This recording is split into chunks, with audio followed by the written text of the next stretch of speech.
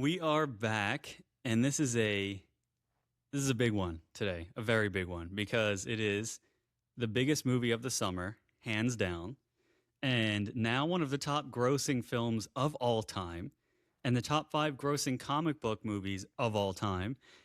One of the fastest movies to reach $1 billion in a single fucking weekend, which is just insane. Today, we are talking about Spider Man Brand New Day. Let's fucking go, Chase. Let's fucking go, man. Breaking records. Who would have thought that Oh, man. it's such a grounded story to beat all these Marvel films that have been really planetarium? It's impressive. To surpass Endgame is like the most impressive thing to me, that it beat Endgame in a single weekend, which is just like, I just like the amount of money this movie is going to make worldwide at the end of its release cycle. Just forget about it. It's fucking amazing. But it just goes to show people are wanting something like this, a true standalone, gritty, down to earth Spider Man movie, because we have not gotten that with Tom Holland Spider Man. So it just proves you make something good, people will show up. And this is like Marvel. Take notes. This is what people want in the future. Yeah, it was sick, man. Yeah. I mean, we'll start off with a little bit of no spoilers. So, for the people that haven't seen the movie, don't worry. It just came out. Definitely go see it in theaters. Don't find it another way. And I think Yes. this is one you definitely want to see in theaters versus waiting for digital. I gave it a A plus plus, but I'll let you take it away, man. Yeah, 100% see this in theaters. And now, just for like 4 days, it's so successful that IMAX even broke their contract with the Odyssey. And they're like, all right, we'll give you 4 days of IMAX for a brand new day. So I'm going to see it again on Sunday, the final day where it's in IMAX. And I cannot wait to see it in IMAX. But if you see it in Dolby, holy shit, the sound. The sound design for this movie is just incredible. And like if you see it in Dolby, it sounds, there's certain things that happen in this movie where the sound is very important. So it sounds like it's coming from all around you, like you are in this scene with Peter, and it's incredible. So do go see it in theaters. Fuck piracy. All right. So like Chase said, we're going to start off with just our like a little recap, a summary of the movie, and then we're going to give our reactions and thoughts on the movie initially, and then we will give a warning when it's time to dig in and get into some of the spoiler talk. So, fair warning ahead of time, you will hear spoilers later on in the episode, but for now, no spoilers, and we will let you know. Final warning, final warning. All right, so here we go. So, let's do a brief recap and a setup of this movie, just a quick summary. So, the movie takes place over the span of several months to years. The film starts 9 months after Doctor Strange's memory erasing spell eliminated Peter Parker from all those who knew him before. It picks right up from the events of No Way Home, with Peter freshly dealing with the pain and isolation after those he cared about no longer know who he is. Without spoiling anything, the film then progresses ahead for 4 years as we see Peter Parker is living completely isolated, and he's devoting all of his time to protecting New York as Spider-Man. Totally committed to protecting the city as a full-time vigilante, Peter watches from a distance as his former best friend Ned and ex-girlfriend MJ move forward with their lives. Peter's dealing with the personal, emotional fallout of his isolation, and it begins to have an impact on his self-control over his powers. When a new and unseen threat starts creating chaos in the city, it threatens to bring out a more volatile version of Spider-Man that could spell danger for those caught in his way. So, Chase, just give us your overall thoughts on this film to start off with. No spoilers. What'd you think about the movie overall? And the sad part is I'm like Tom Holland. I'm king of spoilers. Oh, you're, I you're the spoil fucking it king all. of spoils. Kern can't even call me on the phone without seeing a movie yet, and I'm like, "Well, you want me to go ahead and tell you? You want me to go ahead and tell Or you?" you'll ask me to spoil things for you. I'm like, what is wrong with you? Just, like, see it for yourself. But it was awesome, man. My initial thoughts on this film was it was a lot more emotionally involved than the other ones. I think the other ones they were intense as far as I feel like the stakes were higher. Like we were going up against something much bigger, especially like No Way Home. Looking back on that one, we had pretty much all the past Spidey villains that was in Mhm. it. And it, of course, brought in the biggest nostalgia. And even from a perspective of the other movies that Tom Holland's Peter Parker has been in, from whether it's an Avengers standpoint or Captain America Civil War. Like the stakes were just so much more on another level. In the words of Tony Stark, now it's a little bit below their pay grade for the Avengers. But here, what's great was I really felt like this is the first movie with Tom Holland's Spider-Man that we've gotten as an actual Spider-Man film, because you have the emotion involved. Whereas the other ones, I felt like it was so action packed. Whereas with intimate character relationships, really haven't had a chance to grow, is what I kind of felt like. Now, I'm not saying like No Way Home wasn't emotional in ways, because there definitely was, especially, sorry, spoiler alert for No Way Home. You should have had enough time to watch that shit now. Yeah. But like with May dying and stuff like that, it was definitely emotional. But as far as like their core group growing together emotionally, I felt like that's the best part of what this had going for it, for trying to capture and like win back those friendships here, and what it really feels to have damage done and to be damaged by circumstances. Like you really get to see that on Tom's portrayal of Peter Parker, and I think this is one of the best portrayals, or one of the best times he's taken on the role of Peter, to really show that he encapsulates the character. I think he's really defined this movie as, I don't see how you don't tell him he's the GOAT. Whereas, I'm a Toby fan. The things he's done and really been able to take on the torch and bring in both audiences of Toby, Andrew, and now himself, I think he's really labeled as, if you're a Spidey fan, you know that he is Peter Parker now. And as far as like how I would kind of like grade it on a scale as the other ones, I would give it an A plus plus. I think the other ones for me were a little bit more of maybe more edge of your seat intense. But I liked how this one was really how we always talk about on the show recently. It was grounded and it was very localized. And it felt like you were going through a video game, which was really cool.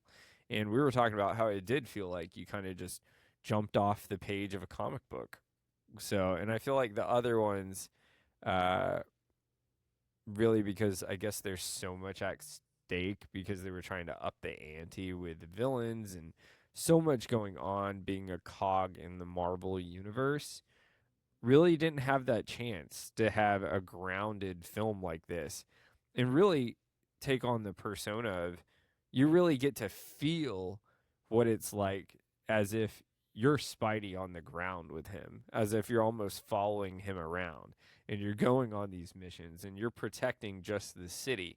Like that's the corner you're in, versus now I'm protecting the galaxy. So overall, if I was to compare this one to other Spidey films so far, I mean, unfortunately, No Way Home is still the one I prefer, because of the nostalgia that got me good there. When Toby and Andrew came back, Yeah. like that was just an iconic moment.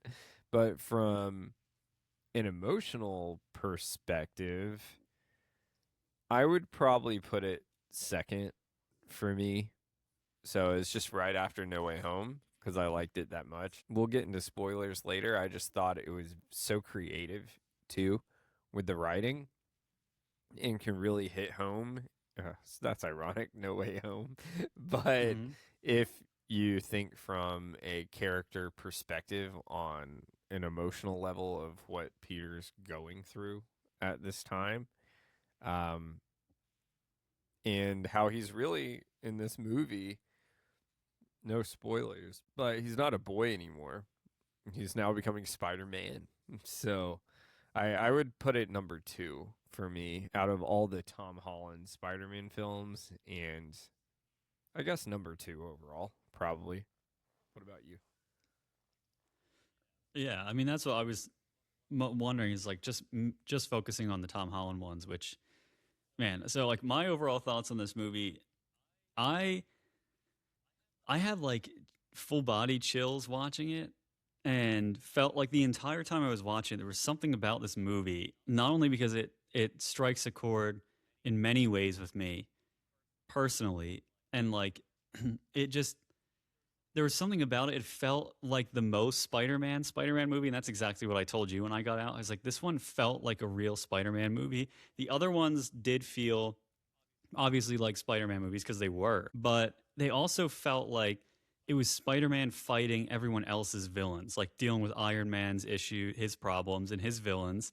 And none of the villains really felt like true Spider-Man villains. It was like dealing with the fallout of the Avengers for all of the movies. And except for the like Homecoming, I would say would be the most Spider-Man like is centralized story outside of the other ones. But this one felt like this was really Spider-Man's story and it wasn't necessarily building up to a big Avengers movie or another huge cameo of someone else and like it wasn't all about the cameos. Obviously they're in the movie, but it wasn't all about that. It was really about Spider-Man and like his emotional journey. And you get it was more of like a character study. You get a really inside look at what he's dealing with and I felt like it was very realistic in terms of like we always see these characters go through crazy insane trauma like massive battles, losing all their friends, losing family members, all this shit. And then you never really get to see the aftermath of that.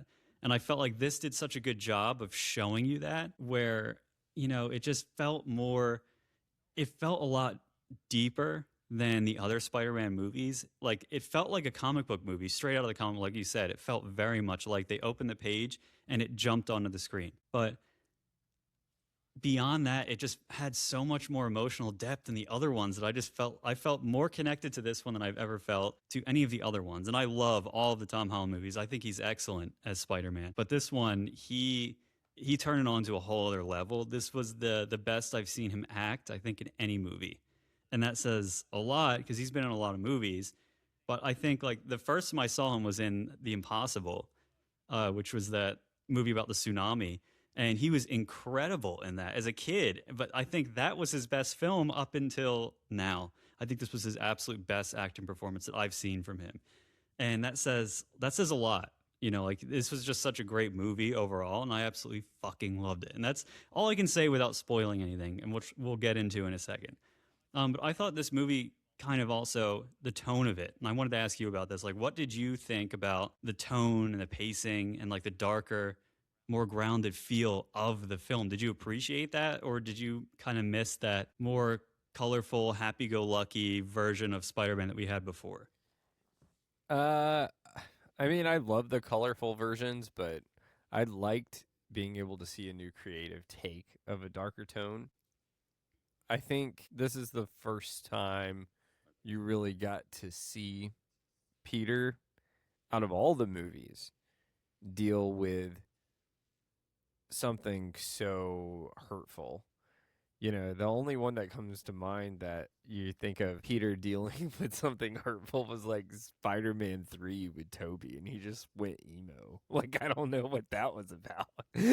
But Yeah. Well, I mean, of course, losing Ben yeah. and in which is always the Kickstarter usually, but not for these Tom Holland Well, ones. yeah, true. And for me, what's interesting is it's really, I guess you can say, so punny here, really hits home for me because a lot of people don't know this, but I worked on Spider-Man Homecoming when they first brought Tom to the screen.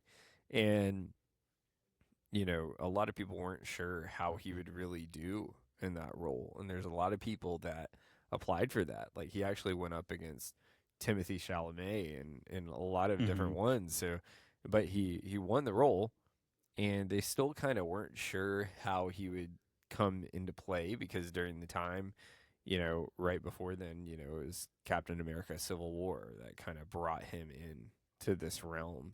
And it was just like a little bit of time. It wasn't time enough for a full movie. And it's just great to see him finally really embody and captivate the whole audience of Spider-Man fans everywhere by really embracing the comic nature of it too. He's really an advocate for staying on point with like comic storylines and not just kind of making up own narratives, which is we've seen different directors do over time. And I think that's great for this story. You can really say that I think this is finally the first point, really kind of in time, that you have Spider Man, the character, in a franchise where it's so solidified. Like now you can finally say you really don't have to worry about the future of Spider Man anymore. Like before, so many times. And the Toby movies, you know, they were. 3 happened and they were thinking about making a 4th, and then that got canceled, so they rebooted it. You had the Garfield ones, they had the second one, they didn't know if they were going to make a third, and then like that went away, and then you had Tom and the Captain America Civil War. Who knows if they were really going to get a franchise out of it because you had all the Sony issues. This is the first time where you can really say there's going to be a big future, and Spider-Man fans are eating good right now. Yeah, and you can definitely thank Tom for that, because he didn't even want to come back if the movie was not right. And he said this, like he was actually thinking about walking away, not making another one, because he didn't like the direction they were trying to go, and then all the shit going on with Sony. So he was a huge proponent in getting Sony to agree to allow like certain villains and to come together with Marvel so that they could make something like this, because this brought that Sony tone and pacing and the darker grounded feel that came from the Sony side.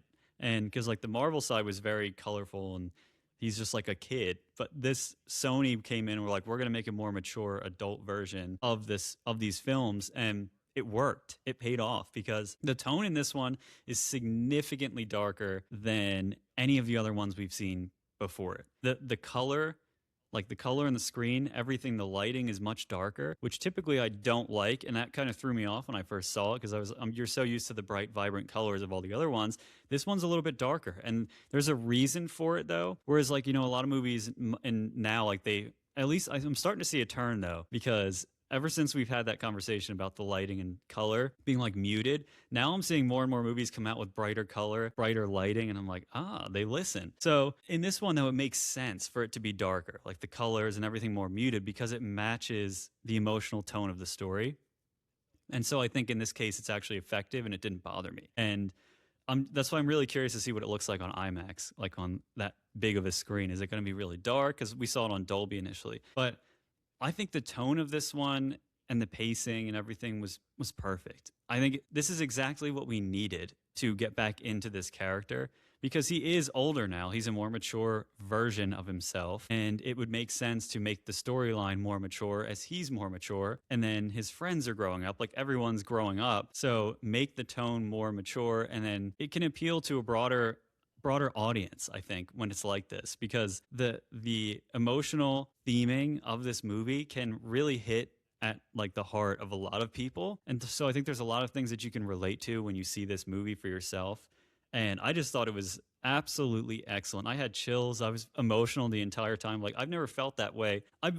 Spider-Man's always been like one of my favorite characters of all time. So I've always loved the movies, but I never had this much of a connection to one of the new Tom Holland ones as I did with this one. And even Tom, like he put everything into this movie.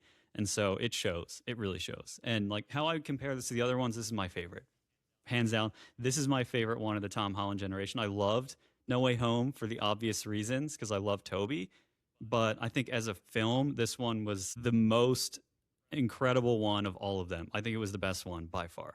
So that's my take, though. But so now we're going to jump into the spoiler talk. This is where you have your final warning. If you have not seen the movie, you don't want to hear anything else, any details about the film, because we're going to break down the entire movie and we're going to summarize the various acts in this movie. Not going to go into super details scene by scene on that stuff, but we are going to break down everything that happens in the movie and have discussions on it. So if you're not ready for that, if you haven't seen it, stop here, go watch the movie, then come back, and then you can listen and find out some more insight. So final warning, we're going to start in 3, 2, 1. All right, so let's kick it off.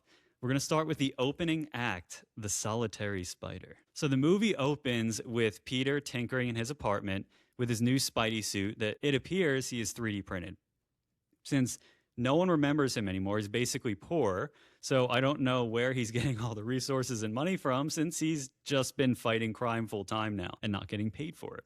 But he's building his suit and he's looking at the letter that he wrote to MJ to remind her of him after her memory got wiped. And he puts it in an empty coffee cup in his desk drawer. This moment is 9 months after the spell hit.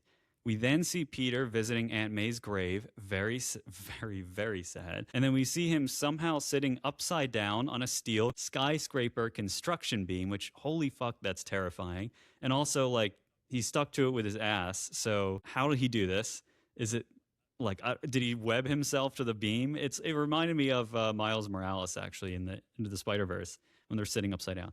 And he's watching social media videos while upside down of Ned and MJ discussing their first day at MIT. And Ned tells MJ, come on, pretend like you're not the happiest you've ever been in your entire life. And she says, I can't, which is a total heartbreaker for Peter Parker to hear. At this point in the movie, we're in the fall of 2025 because Ned and MJ are attending the fall semester at MIT. We saw from Aunt May's headstone that she died in 2024, so this is 9 months later, and that's how you can match up the timelines there. Anyway, so Spidey then jumps from the building, and this is where we see Peter has decided to dedicate himself completely to crime fighting to keep himself busy and not think of his friends. So, like, that's the only way you can keep his mind away from the fact that his friends don't remember him, is by throwing himself into crime fighting. We see Spidey taking down the Manfredi family on a rooftop, which they've been involved in Spider-Man for forever. They've, like, since like the 1930s or some shit is like in their story. So they've been involved forever. So it's really cool getting to see them in this movie, at least a little bit. And then they mirror that comic book artwork on the front of the cover, which is really cool. And he's swinging and holding the guy under his arm. Peter then is back in his apartment building, and he has a brief interaction with this blonde girl in the hallway. Who could she be? And she's like, oh, we live on the same floor, trying to flirt with Peter, but Peter's basically like, oh, cool, and he just leaves. The girl is like, what the fuck did I do wrong? We then see Peter moving into the attic storage room of the apartment building, so he's no longer on that girl's floor, basically showing his devotion to MJ and staying anonymous and isolated. He's really leaning into that isolated spider. So we then see Peter watching another video from Ned's socials, and Ned is saying that they're into sophomore year now. So another year has passed at this point. We then see Spidey fighting Scorpion in the wintertime, which aligns with it being sophomore year for Ned and MJ in the year 2026.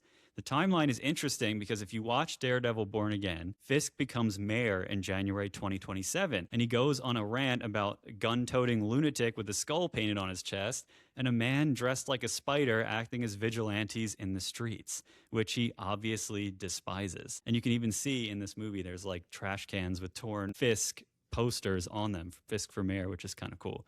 So it seems like Spidey fighting Scorpion in the winter was just before Fisk became mayor, which is very interesting. So then we see Spidey in a brief fight with Tombstone, who gets quickly defeated, which was sad. I wish he was in it for longer than 5 seconds. We then see Spidey has been working with Detective Jean DeWolf, who we continue to work with throughout the movie. We see Spidey then fighting Tarantula, Boomerang, The Hand, and Ramrod in a fun little montage. And we hear that crime rates in New York are now at an all-time low because of Spidey. We see Spidey get a key to the city from Sheila, who you may know from Daredevil Born Again. We see Peter is still not happy with his life, despite getting a key to the city and getting all this recognition from the mayor and or the acting mayor in the city. We then see Peter watching a video of Ned and MJ again, discussing how they're going to graduate MIT in a month.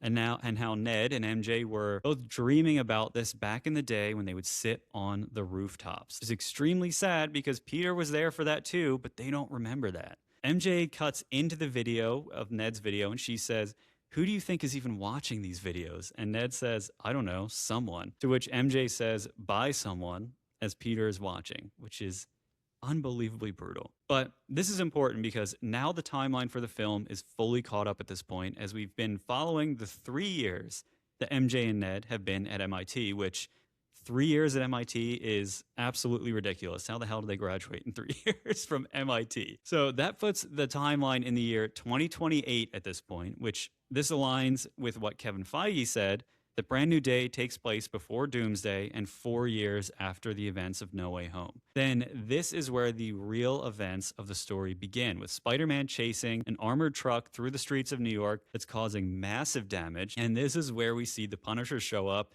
as he's tailing the armored truck, trying to stop it by using his weapons. And that is Act 1, which is an incredible way to open this film. Right off the bat, it gets you in your feels, all emotional. And then it starts to kick off the action, and you get little glimpses and montages of like comic book characters and other villains. And I wish we got to see more of them, but it's still really cool. And the fact that they did that as an homage to the comics and they like did the little snapshots of the comic book covers, fucking awesome. It really is. Great fan service. So I just wanted to like establish the timeline of this movie first with a good bit of detail so we know where we are in Marvel's universe during this movie. So when you saw it the first time, did you even realize like the timeline was technically in the future, like the events that we were seeing? That's crazy. I knew it was, I didn't really pick up on it too close because I knew it was, of course, after No Way Home and then after some of the most recent Marvel stuff. Like, I was thinking it would be. That's weird to think about because, like, we saw Fantastic Four, and it's still like 9 months in. So I guess, from your perspective, would this be going on as at the same time as the Fantastic Four movie that happened last year? Is that kind of like when this occurs? I don't know if that's like in a almost a different timeline in another. Well, the Fantastic Four was a different Earth. That's what. Remember? Yeah, I knew that. Yeah. I just wasn't sure if that was like because remember the end of Thunderbolts. I guess they kind of see the Fantastic Four ship coming down. Yeah. Well, I think those are setups for Doomsday. Is what I'm. That's my take on that. I think that it's just that was a separate Earth, so the timelines probably were not equal. This one is basically taking place during and after the events of Daredevil Born Again. So if you've watched that, that's the timeline for this. And where Daredevil Born Again ends is where the action really is kicking off in Brand New Day. Got it. Okay. Yeah, I had a general idea of when it was, but I didn't pick up on it the first time I watched it in a theater. It wasn't until we were talking about it a couple days ago that I even realized that at all. It's interesting because it's very much there's a rule in screenwriting. It's just show, don't tell. So it's much better to show events and show things happening rather than have someone narrate it or use words like a super on the screen to tell you 9 months later, 2 years later, 1 year later, 4 year, whatever. So I think that it was brilliant storytelling to show the progression of time using Ned and MJ's time at school. Like that was such a genius idea to do it because not only was it giving you an updated look at the timeline, it was also crushing your soul because you're fucking watching them live out the dream that, Peter also wanted to live out with the two of them. So it's like a double whammy on that one. But yeah, I didn't even realize that either. For some reason, it didn't click in my brain what was happening, but I didn't realize that now the events of this movie are in 2028, which is crazy. So this movie opens by seriously throwing you into Peter's psyche and where he's at emotionally after the events of No Way Home. How did you feel about them opening the movie this way, like throwing you right into the emotional drama right off the bat? I thought it was great. I mean, I think that's exactly what they should do because we were already on a cliffhanger from No Way Home, and the first thing people thought about was, remember at the end of No Way Home where he's swinging through almost like Christmas time in the snow. Like he's back at it again, but we knew no one could remember who he was. And that's really what we wanted to start finding out was some of those answers. Like, how are you going to reverse this spell? How is this going to be solved? It wasn't even going into this film. Usual Spider-Man films, you start thinking, oh man, like I'm ready for him to take on the villain. I want to know more about the villain that's in this story. This, on the other hand, was I want to know more how Peter's going to solve his own situations and how he's going to handle it. So I thought it was great. Yeah. It's almost like the true villain in this story isn't it's like his own trauma, his ability to deal with his emotions. That's the real villain. And I think that's a really fascinating way to look at it. And I loved it too. I agree 100%. Like I think most Spider-Man fans after watching No Way Home, you're like, so what now? Like how do you tell the rest of this story? What's he going to do without his crew? And like, how are you going to manage that? And they did such a great job of bringing you right into the emotion. And then it makes you really feel for him in a new way, because you always feel for Spider-Man whenever he loses a friend, he loses a family member, but this was different. This is like, I want to be his friend. Like, stop being so lonely and sad. Like, I want to help you. I want to be your friend. Like, I'd be Peter's friend. All that kind of stuff. And it like really draws you in more than some of the other stuff maybe. And I think a lot more people can connect with this feeling that he has in this movie compared to maybe some of the other ones. I mean, everyone can connect with something with these characters, but I think this is the one where when it throws you right in like that immediately, I think because you brought up about the stakes of things in other movies, stakes are much bigger, like world stakes. But as you said, we also have talked about how when movies are more grounded and centralized, it almost feels like there's more at stake than the universal ones. Because like obviously they're not going to destroy the universe, they can't, because then they would have no more stories to tell. But when it's like a grounded internal story, a story that's very small and powerful in terms of the emotional, the emotional stakes of it, I think it's more impactful that way. And that's all I felt about this one. Right off the bat, you're feeling it, and then you're just so locked in and committed to hopefully seeing Peter come out of it. And I feel like they did such a good job with it. And that's an interesting thought too, if you think about the theming of Peter kind of being alone on his own, and whether he can really embrace the role and still protect the city without his team, his stars.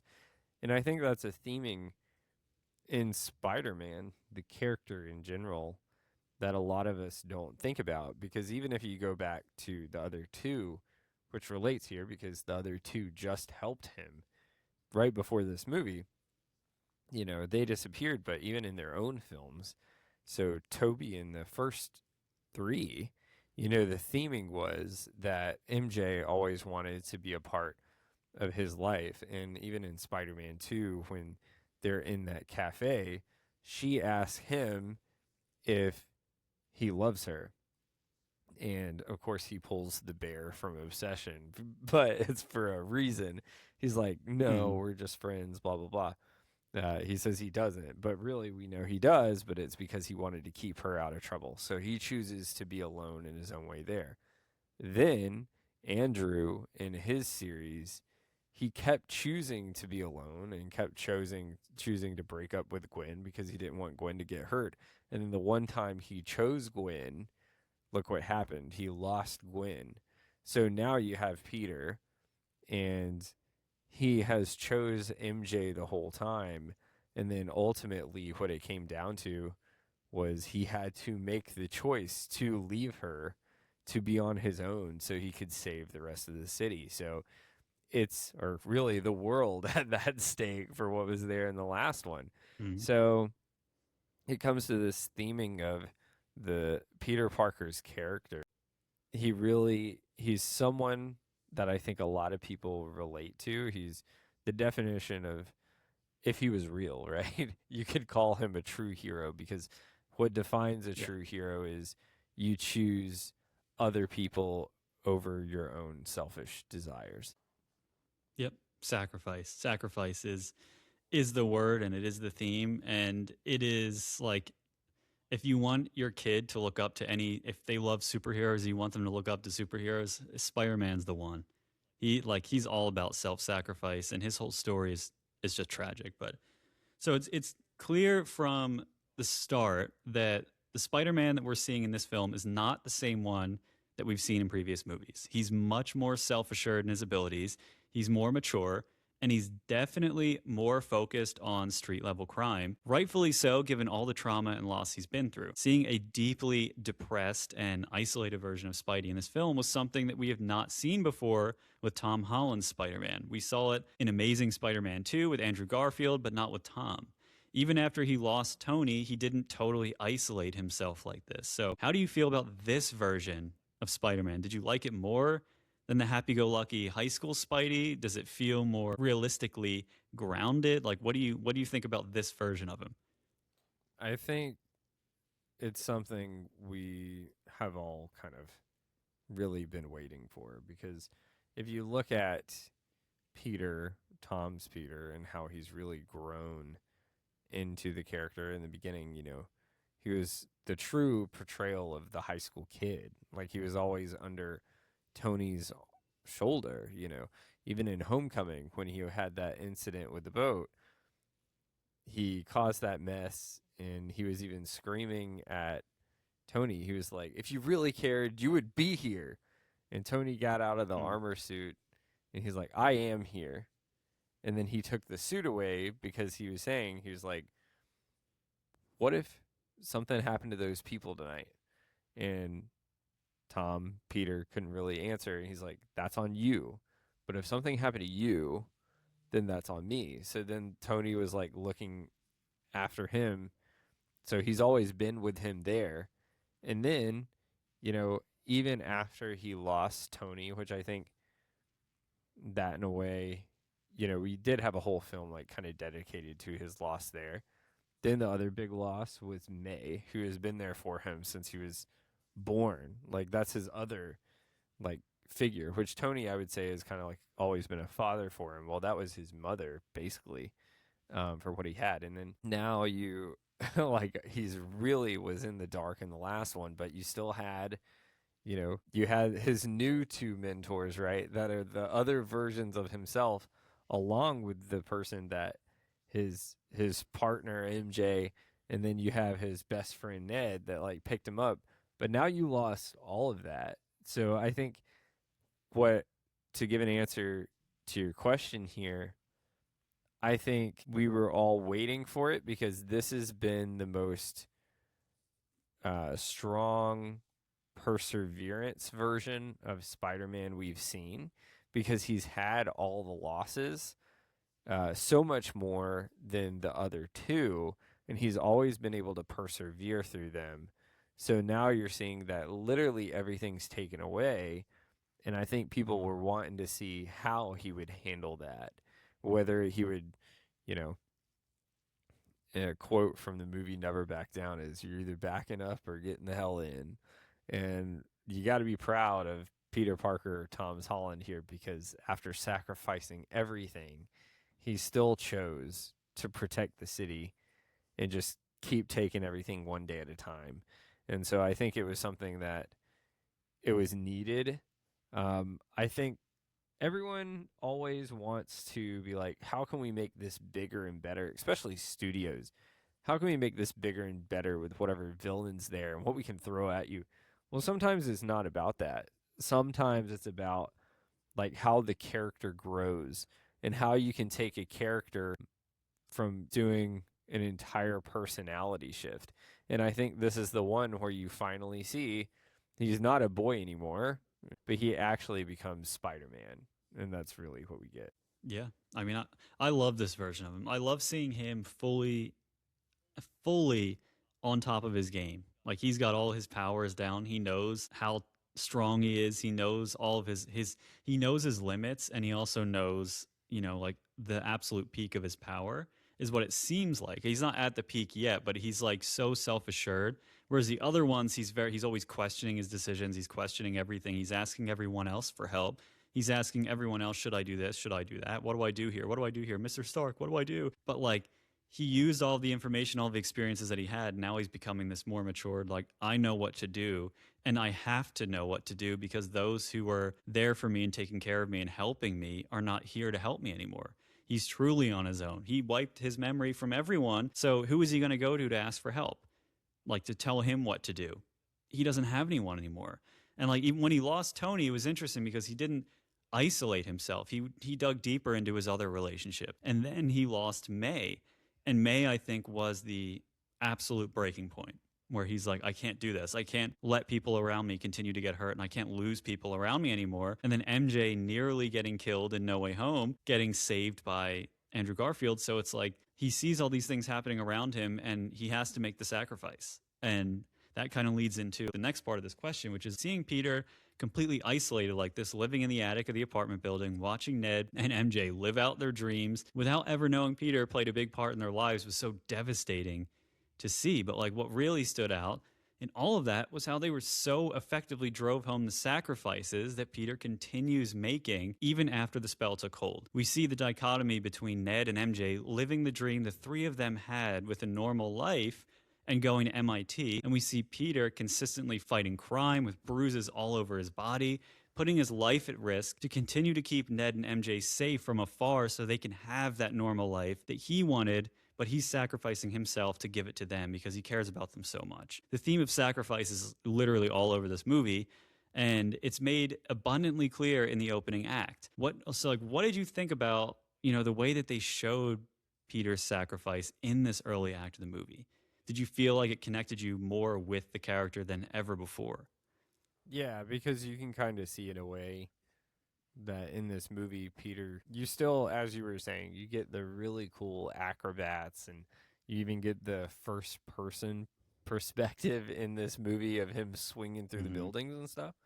But even just from that scene you were describing of him sitting upside down, which I think he can do that because remember, Andrew was doing that where he walked on the ceiling. So I think that goes into more of his arachnid abilities that just make him stick to stuff. Yeah, he had his hands and feet walking on the ceiling. He had his ass on a beam. So I'm like, I didn't know his butt was sticky also, but I guess it is. But you can see in that moment, even from that amazing scene, which is going to be sick when you see it on IMAX, he falls, like just kind of lets himself fall on purpose, like falling off, like not jumping off, but like fuck this, like let's just fall and like get the day done with his cell phone, almost kind of reminiscing on things. And you see the perspective through the mask as he's like free falling through the city down to the bottom before he hits that web across the building and swings through New York. And you can see on his face that it's just, he's already he's only focused on, it's like, I think at this point, the only thing that brings him joy is saving people in the city, but nothing's bringing him any happiness. So he's just dealing with what he has. And I think it's kind of like those people that, they go to work and they have so much going on in their personal life that when they go to work, it takes their mind off of it sometimes, even though it's not truly there. But if you can get so battered down with work, you almost like enjoy it because it's taking your mind off of things. Or almost like these people that go to the gym where they work out as much as they can until they almost pass out because they don't have to think about life. That's where you kind of see Peter at this point. And I think it's it really connects audiences with this character that we've never been able to see before. And I think that's what's so great about this film. Yeah. I mean, it's so heartbreaking because he's literally sacrificing his very being, his happiness, his body, his soul to, yes, keep the city safe. But I think honestly, most of it is him. He's doing this because in his mind, he's keeping MJ and he's keeping Ned safe. He's doing it for the city. Obviously, he wants to keep everyone safe. He doesn't want anybody to get hurt. But I think deep down, it's, if I'm doing this, I can keep them safe and they can live their normal life. And I think that is the ultimate sacrifice. He's willing to sacrifice his own happiness for others, which is, man, it just makes you love the guy even more. And so, like, when he sees that girl in the apartment, do you think that girl was Ursula Ditkovich, or do you think she was Gwen Stacy? Because there's a lot of rumors that people think she was Gwen because she looks like Gwen. She's got the blonde hair and everything, and she's like a cute girl in the hall. So, like, what do you think like her role might be to play in future films? Do you think there will be one? I'll start off by saying I would love it if she was Gwen because I'm a big Gwen fan. I loved Emma Stone's portrayal of Gwen Stacy in the Garfield ones. And I love Into the Spider-Verse and Across the Spider-Verse. I would love like a version of Gwen like into or Across the Spider-Verse. I think that would kind of be sick to see. Dear Lord, the Toby ones with Gwen was so bad. Like, remember he was like, "Get over here, hot legs." It was weird. Yeah. I was like, what the fuck are we watching here? That's when the Toby ones lost me. Like Spider-Man 3 halfway through, I was like, what the fuck is With this, Topher dude? Grace. Yeah. But I would love if it's Gwen Stacy. I personally think it's Ursula because there's been a lot of callbacks in this movie to almost the Toby ones in a way. So I think that was kind of a tease there for that, especially seeing it in his apartment, and remember the Toby ones. That's when he was going crazy in the third one. He was like, as soon as you fix the goddamn door, I'll pay the rent. Yeah. I was like, what the fuck? Poor Ursula. Ursula was the true prize in that one. She just loved Peter for Peter. That's like where you're seeing the difference too, like the portrayal of darkness. Like the darkness on Tom's side of things, like he handles it like really well, keeps to himself. Andrew handled it, but like kind of got depressed and like hid in his room. Whereas Tom handled it the Toby way, fighting bad guys, but he didn't handle it the Toby way, lashing out on all these people. Well, he also didn't get taken over by a symbiote, so there's that too. That's a whole nother. But who knows? Yeah, maybe we could see that in the future. But yeah, I think it was Ursula, but who knows? We love us some fan theories on this show. I think that. I think almost it's looking too much into everything, but I don't think it was put there and made to be a scene like that we focused on as like its own little scene. I don't think that was for no reason. So I do think she is somebody that they're not telling you. But at the same time, I think it could have literally just been a mechanism to say like, oh, here's this girl that is interested in Peter and Peter's still in love with MJ. So like when she's flirting with him, he recognizes it, but then he's like, cool, gotta go. Like, I don't care. Like, I have someone that I'm in love with, and that's all I care about. So I feel like it could have been that more than anything, but it could also be Ursula. It could also be Gwen. I think that's a lot of wishful thinking on the fans' parts, but it would be really cool if it was. Maybe it turns out to be that way. Who the hell knows? But I think that was a pretty fun little cameo. But I do think mostly it was a mechanism just to show Spider-Man he's really reclusing. He's reclusive, and he's also still in love with MJ. So let's move on to Act 2 here. So in Act 2, we get Punisher, Yelena, DeWolf, and the Invisible Threat. Spider-Man stopping a runaway armored truck/tank that's being pursued by the Punisher. The vehicle crashes into the Department of Damage Control's building, and Spidey opens the hatch to discover that the driver is an elderly woman under telepathic control. The entity that's taking over her body hops into several different guards' minds in the building, orchestrating a massive diversion to free Scorpion before he reaches Bellevue. The armored truck that crashed into the building actually has a bomb inside. So like this is the first time we see Spider-Man interacting with these guards that are under telepathic control, and Spider senses it, and he notices that the people they're being taken over by whatever this is, this invisible threat. And so he's chasing after this invisible threat as it's moving through different bodies through this building. And then when he finally catches up to this guard on the rooftop, the guard says, oh, I distracted you basically. And the truck itself has a bomb inside. So the bomb goes off and blows the whole building up. And so Spider-Man then consults Yelena Belova, who forces him to strip out of the suit in a bathhouse for information, everything except for his mask, which is a hilarious scene. And he learns of repeated attacks on the Department of Damage Control targeting something called VMAX. He meets DODC Director Bill Metzger and sees that the hand ninjas are working for the agency. Later, Peter is at the deli that he keeps shopping at to buy the flowers for May's grave, and in walks Ned, the CEO of sex himself. And Peter is listening and watching Ned as he shops for some booze for his grad party that he's having that night. As Ned leaves the store, Peter goes full creeper mode, and he follows Ned all the way back to his place, where Peter then invites himself into Ned and MJ's, now back in New York post-graduation party. Peter goes into Ned's room and sees his Spider-Man tracking board, and Ned comes out of the bathroom, and they have their first interaction since Ned's mind was wiped. We find out that Ned created, at least outside of the coffee shop at the end of No Way Home, we find out that Ned created the Spidey Tracker app to detect Spidey's whereabouts. MJ comes into the room, Peter spits his drink out, and he introduces himself as Maynard or Maynard. Peter later sees MJ with a new love interest, and he leaves the flowers meant for May's grave and returns home in an emotional turmoil. So Spider-Man deliberately intervenes to stop the Punisher from pursuing the runaway tank, knocking Frank out of his vehicle and prioritizing civilian safety and restraint over Frank's lethal approach.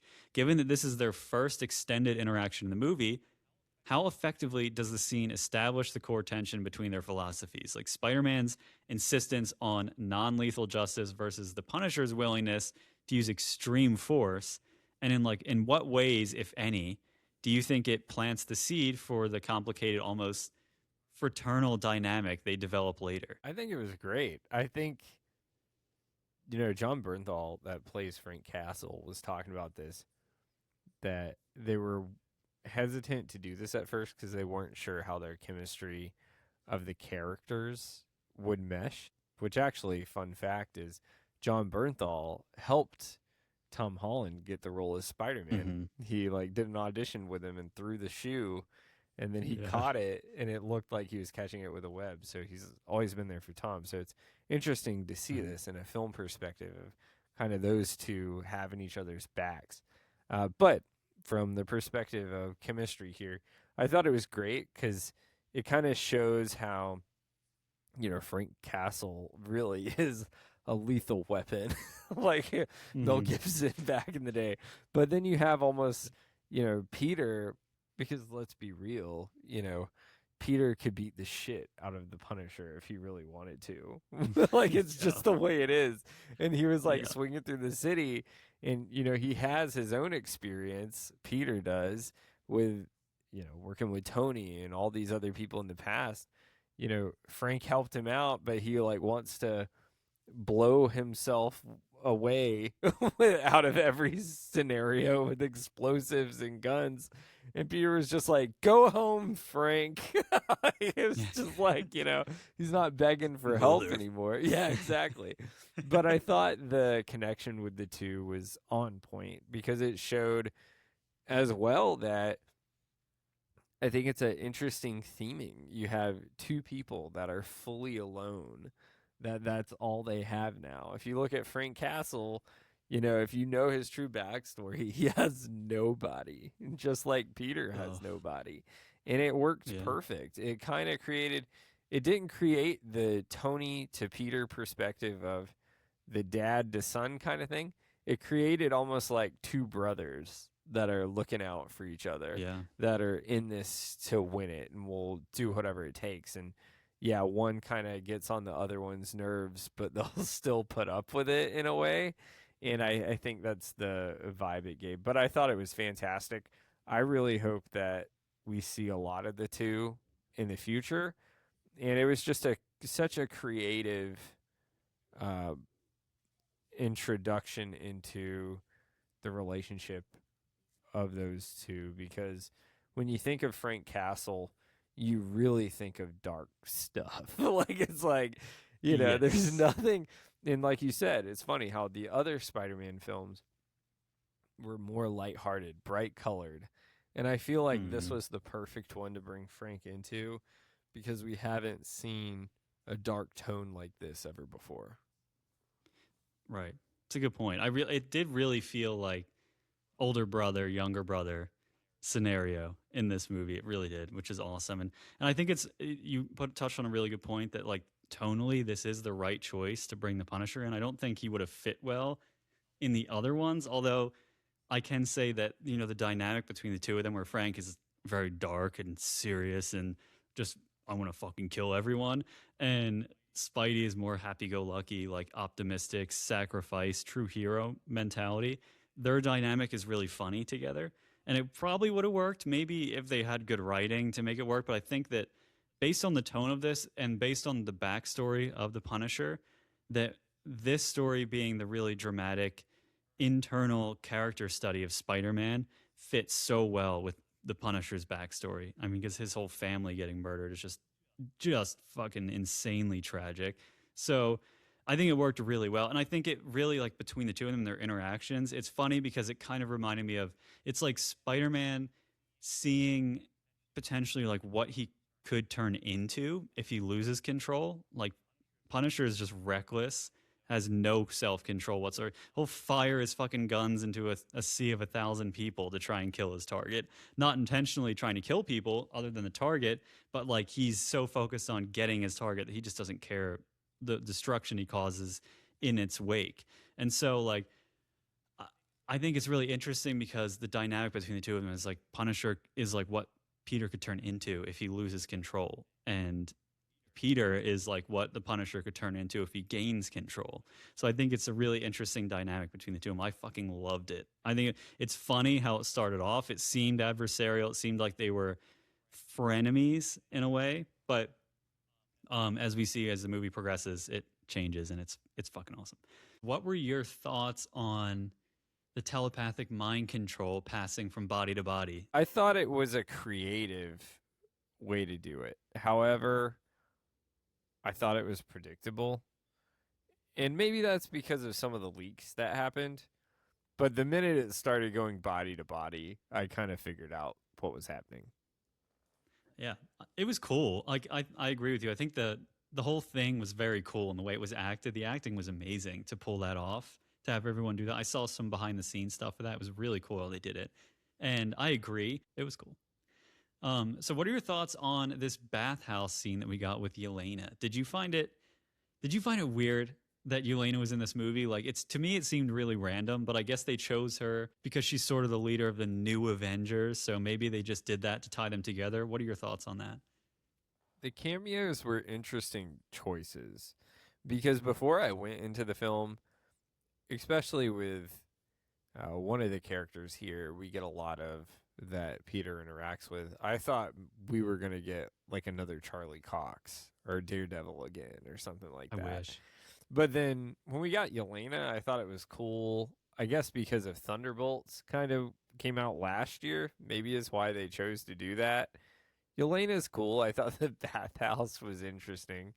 You know, we didn't see any actual potatoes, even though it was, even though Peter, I guess, works with small potatoes, but small potatoes. yeah. So, but I thought it was, I thought it was cool seeing Yelena. However, it wasn't like anything where it was a blast from the past or something totally.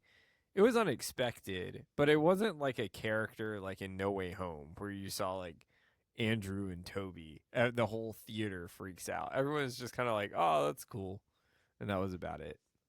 That's how I felt. It was a funny scene. Obviously, she was great in it, as she's great in everything. But it was funny. You know how I feel about the Thunderbolts. Did not like it. So seeing her in this, I was like, ugh. When I hear the new Avengers, we're focused on big potato stuff. I was like, not your big potatoes are taking all of you to lift a cement block so it doesn't crush someone at the end of your movie. That's your big potatoes. So I felt like this scene was funny and it worked in that way as like being a tie-in, I guess, to the new Avengers and maybe as a holdover from Thunderbolts. But I guess I just thought of the other reason would be that, you know, Yelena has experience with mind control. So maybe he thought this is something, and that's explained in the scene. He's like, is this like the widow program going on? She's like, no, it's more like possession, like leshy. So I think that could be the main reason now that I'm thinking about it. It just felt random. It was like, okay, I agree with like the Toby and Andrew and stuff. That nothing can compete with that though. I'm sorry, that was too good. So when you saw the hand working for the DODC, and Metzger was explaining how he sees them not as villains that belong in prison, but people who deserve a second chance to use their powers for good. Was that an immediate red flag to you, or was that like, do you think that was an effective tool that maybe made you think that Metzger was actually a good character in this movie? It threw me off for a bit. I think the biggest thing it did from a perspective of the movie in general was I think a lot of people saw the trailer of the hand, and I think it threw us off, and at first we were all thinking, wow, the hand's going to play a major role as villains here at first. And then when you see that, you're just kind of like, okay, obviously this is not going to be about the hand. But in terms of the question of him, I think I didn't notice it right off because I was still trying to put together the story and see what was going on because I avoided spoilers when I went in and saw it, but it did make me think, okay, that's kind of odd.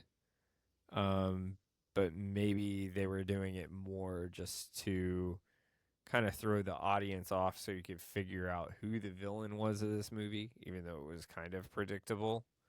But I didn't really catch too much onto it, but it definitely made me question what was going on here.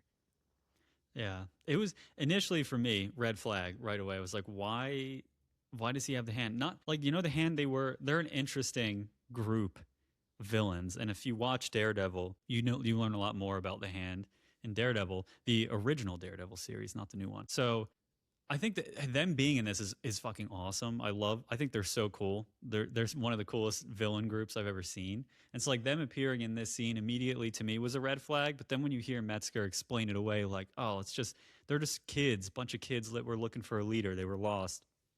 You look at them, they're not kids. They were like full grown adults behind those masks. So I was like, all right, that's a little bit of a red flag that he's like, we're going to use things that are dangerous, but try and control them so they become something good for the benefit of society. And that right there is a little breadcrumb for the movie. But when the first time I saw, I didn't entirely pick up on that, but immediately I felt something's up with this. I don't like that Metzger is team villain kind of in this way. But then it also tricks you into thinking that he genuinely cares and he's like a kind, caring person. It's very, very smart little nugget of writing in there. So when Peter goes into Ned's room and he sees this crazy Spider-Man corkboard, it felt like a complete throwback to Homecoming when Ned was in hot pursuit of Spider-Man's identity before finding out who he was for himself. What were your thoughts on who Ned's top suspects were for Spider-Man? And were you able to see any fun Easter eggs on that board during the scene? Refresh my memory on his suspects here. Well, he had Flash and he had the teacher, their old teacher. I remember, yeah, From their teacher. from what was it? And yeah, from Far From Home. Spider-Man Homecoming. I thought it was funny because he was so way off.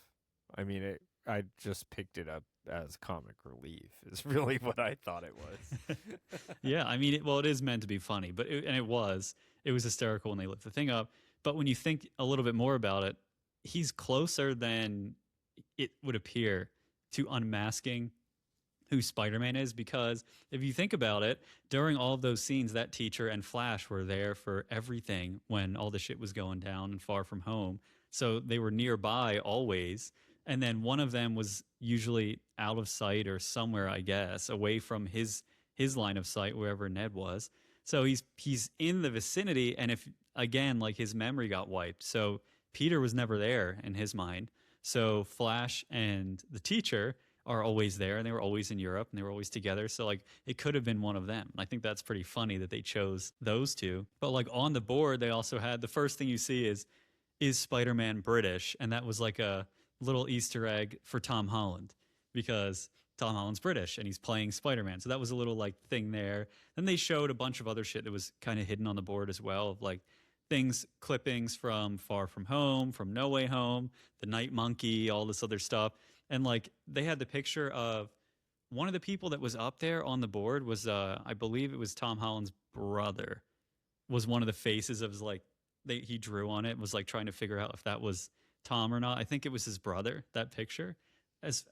Hopefully that's true, because I saw that online. I'm like, oh, that's pretty funny. And it does look like him because his brother was involved in this movie later on, and I'll explain that in a second. But there were little fun things. It wasn't a crazy scene, but it was more like, it reminded me very much of the throwback to when like Ned was doing this originally in Homecoming, when he was trying to piece together who Spider-Man was. And it was like coming full circle again in this moment. And like, it's interesting because even in this scene, Ned mentions being saved by Spider-Man 3 times. 3. But the reality is Spidey has saved him countless times, but the only ones he remembers are from when before he knew Peter was Spider-Man. So, for example, he didn't remember that Night Monkey was Peter in Far From Home. He didn't remember Peter saving them during all the destruction from the elementals in Far From Home, because Peter was like, he wasn't even in costume at that point.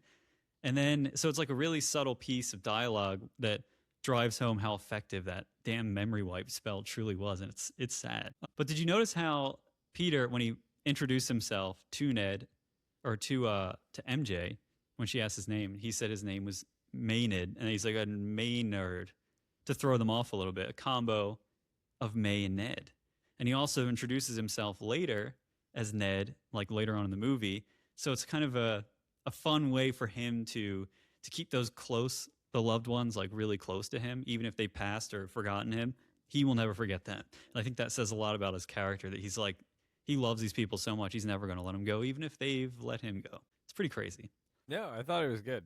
I mean, I noticed it. It made me think of sounds weird, but in Twilight they merged the names like that for Renesmee, so it was kind of the same thing. You would remember fucking Twilight shit. So we'll move on to Act 3 here, and this is where things really, really start to heat up. So Peter, seemingly finally hitting his emotional threshold after seeing MJ with a new guy at their party, goes back to his apartment. He places his hand on his head as he's having an intense headache. Then he grasps his forearm and he's screaming in agony. And he sees his reflection in the computer and he has dark black eyes like a spider. And he finally passes out on the floor. When he comes to, he's inside of a spider web cocoon suspended off a fire escape in the alley next to his apartment building.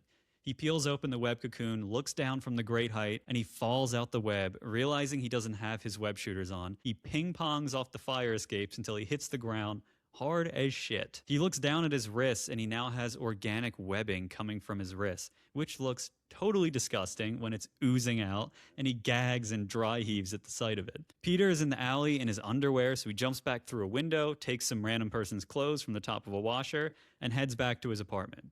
When he enters his apartment, there are webs everywhere. It looks like an old attic that's been left alone for years, and spiders have had their way building webs everywhere. Peter's AI alerts him that he has 107 unread alerts. How long was he in that damn cocoon? That's crazy. Peter then runs a test on himself, and his AI says that Peter's arachnid DNA is elevated and is overtaking his human DNA. Peter tries to put on his web shooters, but they explode off his wrist because he can't wear them now that he has organic webbing. We get a very Tobey Maguire Spider-Man scene where Peter is overwhelmed by his newfound heightened senses, where a rolling chip bag sounds like booming thunder to his ears, and he's on a rooftop trying to test his new organic webbing. He's doing his best Tobey impression, trying to figure out how to shoot the organic web, and he says, "Okay, organic webs, cool." Peter too had them, and he was cool. Peter is interrupted by a crime alert, and so he clumsily swings his way to the scene. Peter confronts a possessed scorpion attacking the DODC, and for some reason, Peter can't detect that Scorpion is actually being mind-controlled like he could before. After getting beat up nicely and hearing the telepath talking through Scorpion, Peter's arachnid mutation takes over and he becomes brutally aggressive, thrashing Scorpion around like the Hulk smashing Loki, and swings Scorpion into a police car that's arriving to the scene, accidentally severely injuring the officer inside. Disturbed by the incident, DeWolf tells Spidey he needs to clean up his act or she won't be the one to protect him anymore. Peter then seeks out Bruce Banner, who is teaching physics and quantum mechanics at Empire State University, and Bruce is wearing an inhibitor on his wrist to suppress the Hulk. We have this moment where a certain student named Cindy, who asks Bruce a question many fans have also posed online, and she says, if Thanos was so worried about overpopulation, why didn't he just use the magic glove to make more food? And Bruce passes off answering the question to his other student, Arthur, who's freaking face painted and dressed like Hulk. And he just stands up and goes, "Hulk smash." And he's like, "There's your answer." What's more interesting here, though, is that Cindy has appeared in Spider-Man Homecoming, as well as in Avengers Infinity War as Peter's classmate. Why does that matter? Well, Cindy, full name Cindy Moon, is in the comics. She gets bitten by the same radioactive spider that bit Peter, and she becomes Silk in the comics. Very fascinating. Anyway, so Peter then introduces himself to Bruce after class as Ned, because Banner does not remember Peter. Banner advises Peter on inhibitor tech using siRNA, but he warns Peter that tech like that could potentially be very dangerous in the wrong hands. Some foreshadowing there for future films, possibly. Banner asks Peter how he will decide which genes are bad and which ones are good. Peter goes home and starts building an inhibitor for himself and a universal one that he hopes will work on the telepath. While working on his inhibitor, Peter is watching a video of a spider going through one of its life cycles where it sheds its skin. And Peter is watching in total disgust, and it is hilarious. But we hear in the spider video the quote from the trailer: "Spiders have 3 life cycles. When between cycles, it can leave the spider vulnerable to threats. And for those spiders who make it through, it amounts to a kind of rebirth." The inhibitor does not work for Spidey as it keeps overheating and failing, causing a web explosion in an alley that sends Spidey flying onto the sidewalk. The telepath then takes control over several people and taunts Spidey, saying, "Maybe I'll pay MJ a visit." This kicks off a race where Spider-Man races through New York City. Maybe they should replace the terrible Jimmy Fallon Race Through New York ride with Spidey racing through New York at Universal. It would be much better. Against the telepath, who is jumping from person to person while moving through the city, Peter has his AI analyze the distance of the jumps between people, learning the possession range is roughly 33 feet. And Spidey latches on to the last possession victim, who's flying in a helicopter, and Spidey webs the helicopter to a construction crane that's far away from anyone so the telepath can't jump again. And then he swings to MJ's apartment and tells her to come with him if she wants to live. Peter swings them up onto a rooftop where MJ confronts Spidey and says that she feels like they knew each other, maybe as more than friends, and Peter plays it off. They share an emotionally charged rooftop moment where MJ lifts Peter's mask, like an upright version of Toby's kiss with Kirsten Dunst, and kisses him, only for it to be revealed as a telepathic trick where the telepath had control of MJ's mind. The entity forces MJ toward a ledge and steps off the building, forcing Peter to dive after her to save her, giving this Peter his second MJ near-death moment. And I say second with a caveat being that Andrew Garfield's Spider-Man is the one who redeems himself and saves MJ in No Way Home, not Tom Spidey. So Peter saves MJ and gets a glimpse of the telepath in the backseat of a car, and it's a teenage girl.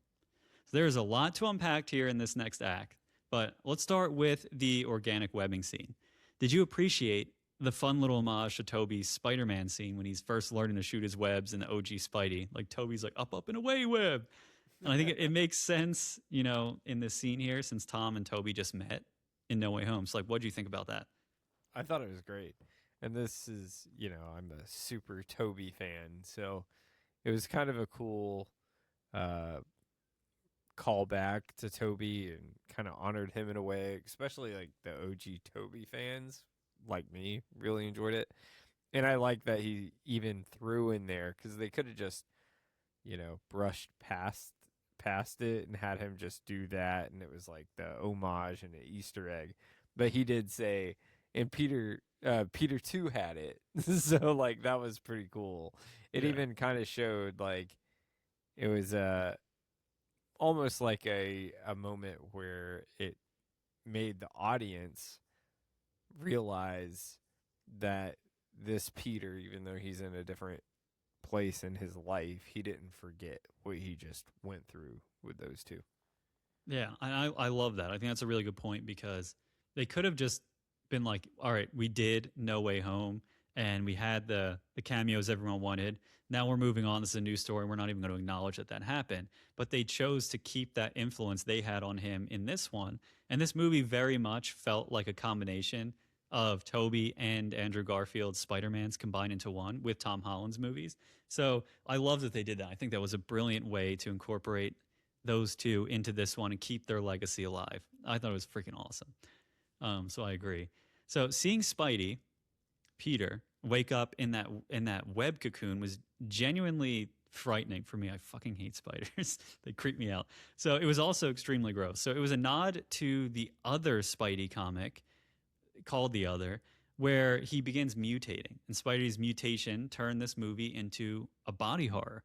The disgusting nature in which the webs first come out of his arms, so gross. They're like squirting out. His eyes turning black and consuming his mind, sleeping in a cocoon, his webbing coming out all erratically and much thicker than the synthetic webbing, and full-on sensory overload. Do you think the body horror aspect was an effective mechanism in this movie for telling us, the audience, like where Peter is emotionally in this story? What did you think about that? Yeah, I think it was. I think it was cool to see the horror aspect of it. We saw that in Multiverse of Madness, and I think it was cool to see that there with different characters, but we've never seen that really in a Spider-Man movie at all, except for god awful Spider-Man 3. And that wasn't like that took like a comedy horror, like a Yeah. dark comedy, I guess. Yeah. Um but at first I was thinking like we were gonna get the arachnid, like his eyes were gonna Oh, split I into was and hoping. stuff. But I'm kind of glad that they didn't because they kept it more, I guess, realistic to the audience, and we already saw him with those big ass arms in Avengers Infinity War and Endgame with the metal Oh, Spidey the suit. mecha spider. Yeah. Yeah. So uh I thought it was really cool. I thought it was it definitely added to the dark tone of this movie, which we haven't had a Spider-Man this dark ever before out of any of the Spider-Man movies Yeah. in any of the franchises. Yeah, I agree. I think it was a really effective way to physically show you what's happening internally with Peter in this movie. That it was just like a physical manifestation of his trauma and of his sadness that was altering his DNA, and that's something that people actually go through. When you feel those things inside, your emotions, your feelings, your thoughts can literally change your brain chemistry and your body chemistry. So I think it's really cool that they incorporate that in the story. And obviously it was a comic book before, but the way that they did that in this one in particular with all the shit he's been through, I think it was a great time to pull this storyline out. And it was so effective. It was creepy and it was gross and it just had everything but very emotionally charged because you knew the reason why he's going through these changes. It's very upsetting. So when Spidey is fighting Scorpion again with his new mutation, he ironically shifts toward a more Punisher style ruthlessness, beating the ever living shit out of Scorpion, nearly killing him, and the police officer he slams into. Do you think the way Peter's mutation came out was justified considering all his trauma? And like, do you think in a way his body maybe knew he needed to release some of his emotions and so it like shifted his DNA so he could let out some more of that rage and sadness? Yeah. It kind of reminded me of Toby with the Venom suit in a Yeah. way. But I think it was definitely, it definitely portrayed showing how he was kind of losing control. Almost like Banner in a way, the Hulk that we Very might much, talk yeah. about. But I thought still they did a really good job of conveying that even though he was losing control of it, he's still Peter Parker because even though he kind of lost control for a minute there, he right afterwards is like, "Oh my god, like what happened? What can I do to help?" Like he's not, he's still inside there and he's still going to fight over it even as those tendencies try to take control. So I thought they did a really good, almost like, Obsession, Nikki snapping in and out. It was Hmm. kind of like that. So I thought they did a really good job with it. Yeah. It's very interesting. And that's a good point you brought up with like kind of the parallel with the Hulk because it is kind of similar when he loses control and that other thing takes over. So, but it's really interesting too with the dichotomy of him and the Punisher as well, since Punisher's so involved in this movie, and Peter's really kind of they're like buddy buddy now, kind of at this point, and so the two of them working together, and the way in which that like, at least the Punisher works, he does not have self control. He just looks to kill and destroy anything that's in his way, and doesn't really think twice about other people that are in his wake. Spider-Man normally does, so seeing him snap into that other mode here, it's scary and you're like, geez, he could be so fucking strong when he's in that mode. Like he could probably actually take down, well, not, I don't know if he could take down, but he could take on the Hulk and really give him a hard challenge if he was in this mode. So pretty awesome. I think it's cool. I hope we get more of that overpowered Spider-Man, just not the evil version. But it's pretty cool though. So we're back in the classroom, and when Cindy asks Bruce about Thanos just making more food instead of wiping out half the population, did you ever think about that? And like, also, do you think that Cindy keeps appearing in these movies to set up her appearance as Silk in the MCU, or is it just like a fun Easter egg thing they keep dropping in here? It could be. That's a good point because sometimes in Spider-Man films, especially in the past, they drop teases like this for in the future to possibly capitalize on them. For instance, an example is they had Felicia Harding in TASM 2, The Amazing Spider-Man 2, and they were going to make it for her to show up in The Amazing Spider-Man 3, but they never did. So this could work out here. You never know. And fun fact was I did have a Silk comic #1 a long time ago, and I sold it. Oh man, you sold it. Wow, you didn't want to hold on to that thing a little bit longer. Man, if she makes well, an I made appearance, $800 off of it, and it wasn't oh, graded. So at the time, too, this wasn't even like hinted at. So I took the cash, baby. You know, Corn likes damn. the cash. Imagine if she makes an appearance, how much that thing would be worth Yeah. now. Oh my It is god. what it is. Yeah. So, I mean, you win some, you lose some. I've also sold some that people thought would be hits. Like I had a Last Ronin #1 too, which was a TMNT, and then they never made the movie. So like the stock dropped real quick. So I, good thing I cashed out. Well, what about the question? Like, have you ever thought about that when she says, why didn't Thanos just use the glove to make more food instead of wiping out half the population? Did you ever think about that? Yeah, that I movie came mean out? that's a great point. To circle back around to it, the catch from my answer, and this is a typical Corn answer because Sounds like like it's direct, very direct and to the point here, is Thanos just wouldn't do that because I think why would he just not snap the food into population?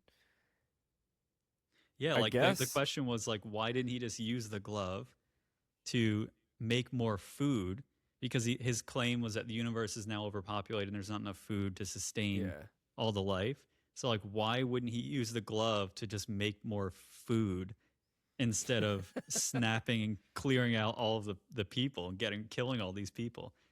Well, I mean, this is thinking way too much into it, but maybe he thought that the people would fight over who gets the better food. I think it's personally a plot hole, but you never know what was going through his head. I mean, personally, I think Thanos just really wanted to snap away half the population to say he did it. That's what I think. I think that I don't think it's a plot hole. I think it's an intentional device to say, yeah, he probably thought of that. He probably could have done it, but he's a villain for a reason. So I think that he kind of like wanted to do that because he wanted to show he had that much power to do that. And like he just wanted power. I think that's the answer right there. And I think that they kind of in a funny way answered it when he's like, Arthur, what do you think? And he's like, Hulk smash. That's kind of like, I think that's the psyche there of Thanos. He just like Thanos snap instead of Hulk smash. Like he just wanted to have that power to do that. So I don't know. It's a funny question though, and to have it come from her of all people as she keeps appearing, you're like, maybe one day we'll see her in something, but it seems doubtful because she's not the same. She was like a kid. She was like a teenager, I guess, or early 20s when they were early 20s when they're supposed to be in high school. But now she looks like she might be a little bit older than the character is in the comics. So I don't know if they're going to do that, but it's fun. It's a fun little Easter egg. So when Bruce says that the tech Peter is making is potentially very dangerous, his little inhibitor chips, do you think this is a breadcrumb possibly setting up the plot of the new X-Men? Oh, that's deep. Yeah, why not? I mean, we already have our X-Men hints in here. So I think it could. I mean, why not? I didn't pick up on that, but I think it very well could be. Yeah, because I mean, I've got more on this later, but I think you think back to the 2000 early 2000 X-Men, the original X-Men movies, and it was basically a war against humans because humans were they were putting those collars and all that shit on the mutants to not let them use their power. I'm like, so I don't know. Maybe this sets up a plot later on. Maybe not the initial one, but maybe so. We'll get back to that one in a second. But it's crazy. So let's talk about the race through New York and learning that the telepath has a 33-foot distance jump range. First of all, how fucking smart is Peter to realize that there was a pattern in the jumps and having his bot calculate it? Like, that's insane. Second, did you enjoy this sequence of like an intense cat and mouse game that the telepath was playing with Peter? That was cool. I thought that was really awesome. I mean, this is where it started to get a little bit predictable for how they were going to play this out. But I thought it was awesome seeing it jump from like person to person and then talk through the people was really cool. Also, to think Yeah. of just for the writers to put limits on the power of this villain, because obviously, as a telepath, we have seen before in the X-Men, you know, sometimes there's not limits and it just goes like everywhere. So you could have copped out and done that, but I think it's important to give villains flaws, because the whole idea is if you're going to have a big villain that feels like a threat, there's got to be something that makes them beatable. And to answer your question, it was great seeing Peter do that, because you're seeing his intellect again at play here and beating the opposing side at their own game. And we saw this before already in No Way Home when Doctor Strange, he was trying to get that box from him in that other universe. He like calculated the formula to trap Doctor Strange there. So constantly we're seeing this theming of kind of like David versus Goliath. Like he keeps going up against someone far more, someone that should be superior to him with their supernatural abilities and things that they can do, and he keeps beating them every time, which goes to, I think that's another thing that really makes Peter Parker relatable and why he's so much more popular. And I'll go on to say he's worth the Mount Rushmore. I would say he's a lot more popular than people that are superheroes that have been given abilities much more powerful than him, because he wins in ways that are relatable for the common person.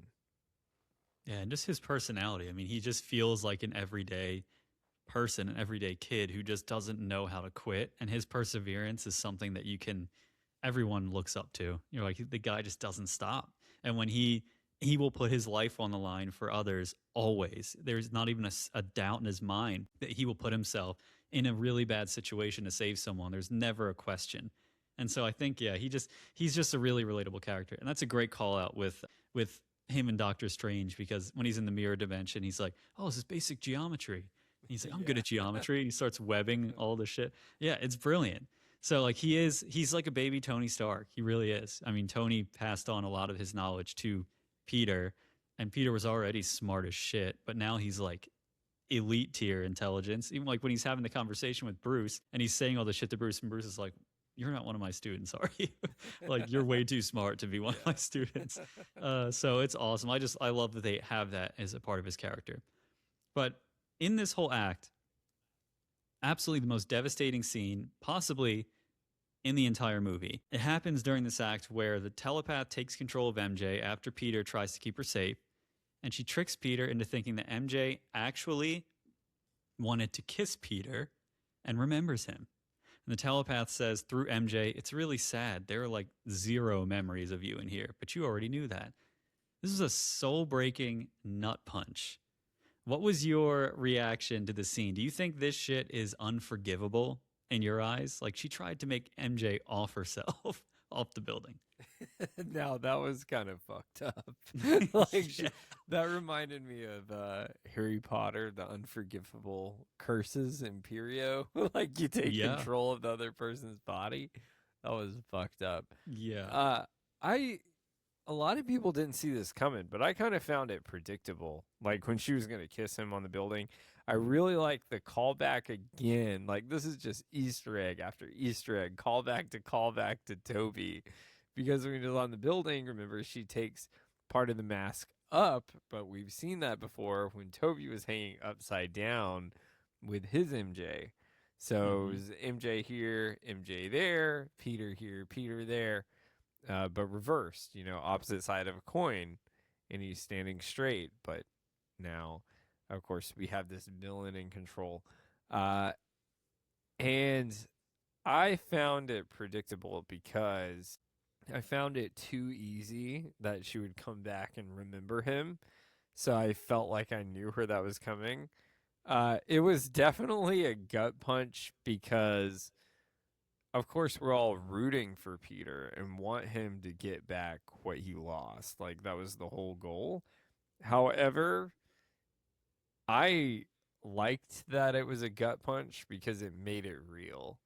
Because in real life, you know, something like that would have to happen. Otherwise, something that we see much later in this movie is the realistic answer. Like, that's great, but like, I don't have any memories of you up in here. So, like, I understand what you're saying. It's like, I wish I felt that way, but what's making me feel that way? Like, unfortunately, you can't just solve the problem this easy. And so I thought it was awesome. Yeah, I mean, so at first it wasn't predictable. At first I believed it because she, the telepath, did such a good job acting as her in that moment, and she was like, she was kind of just saying how I need to know, like, did we know each other before? Like, why do you care so much and why are you doing so much to protect me? I'm like, that's a valid question to ask, and it's one that I think MJ would ask in that situation because MJ is also incredibly smart, and especially with, I think it also goes back to when Peter showed up in her apartment, because I had questions about how did the telepath even get to MJ if they were swinging all over the city? Like, how did she know? And at first, in my mind, I was like, well, maybe she's using the Spidey tracker app. But then I was like, wait a second, let's go back to when Peter entered the apartment room and MJ was like, oh my God, get out, get out. What are you doing here? He's like, I'm trying to help you. Like, we need to get out of here. You're not safe. And then her face changes and she's like, okay, fine. And she goes with him. I was like, I think in that moment is when it switched, because if you notice when they were swinging, she was not afraid at all. Like, she was just holding on to him quiet and not making a single peep. And that matters because we'll get to that in a second. But her not being afraid in that scene, I was like, okay, looking back, now I understand that she was already under the control and we didn't know it.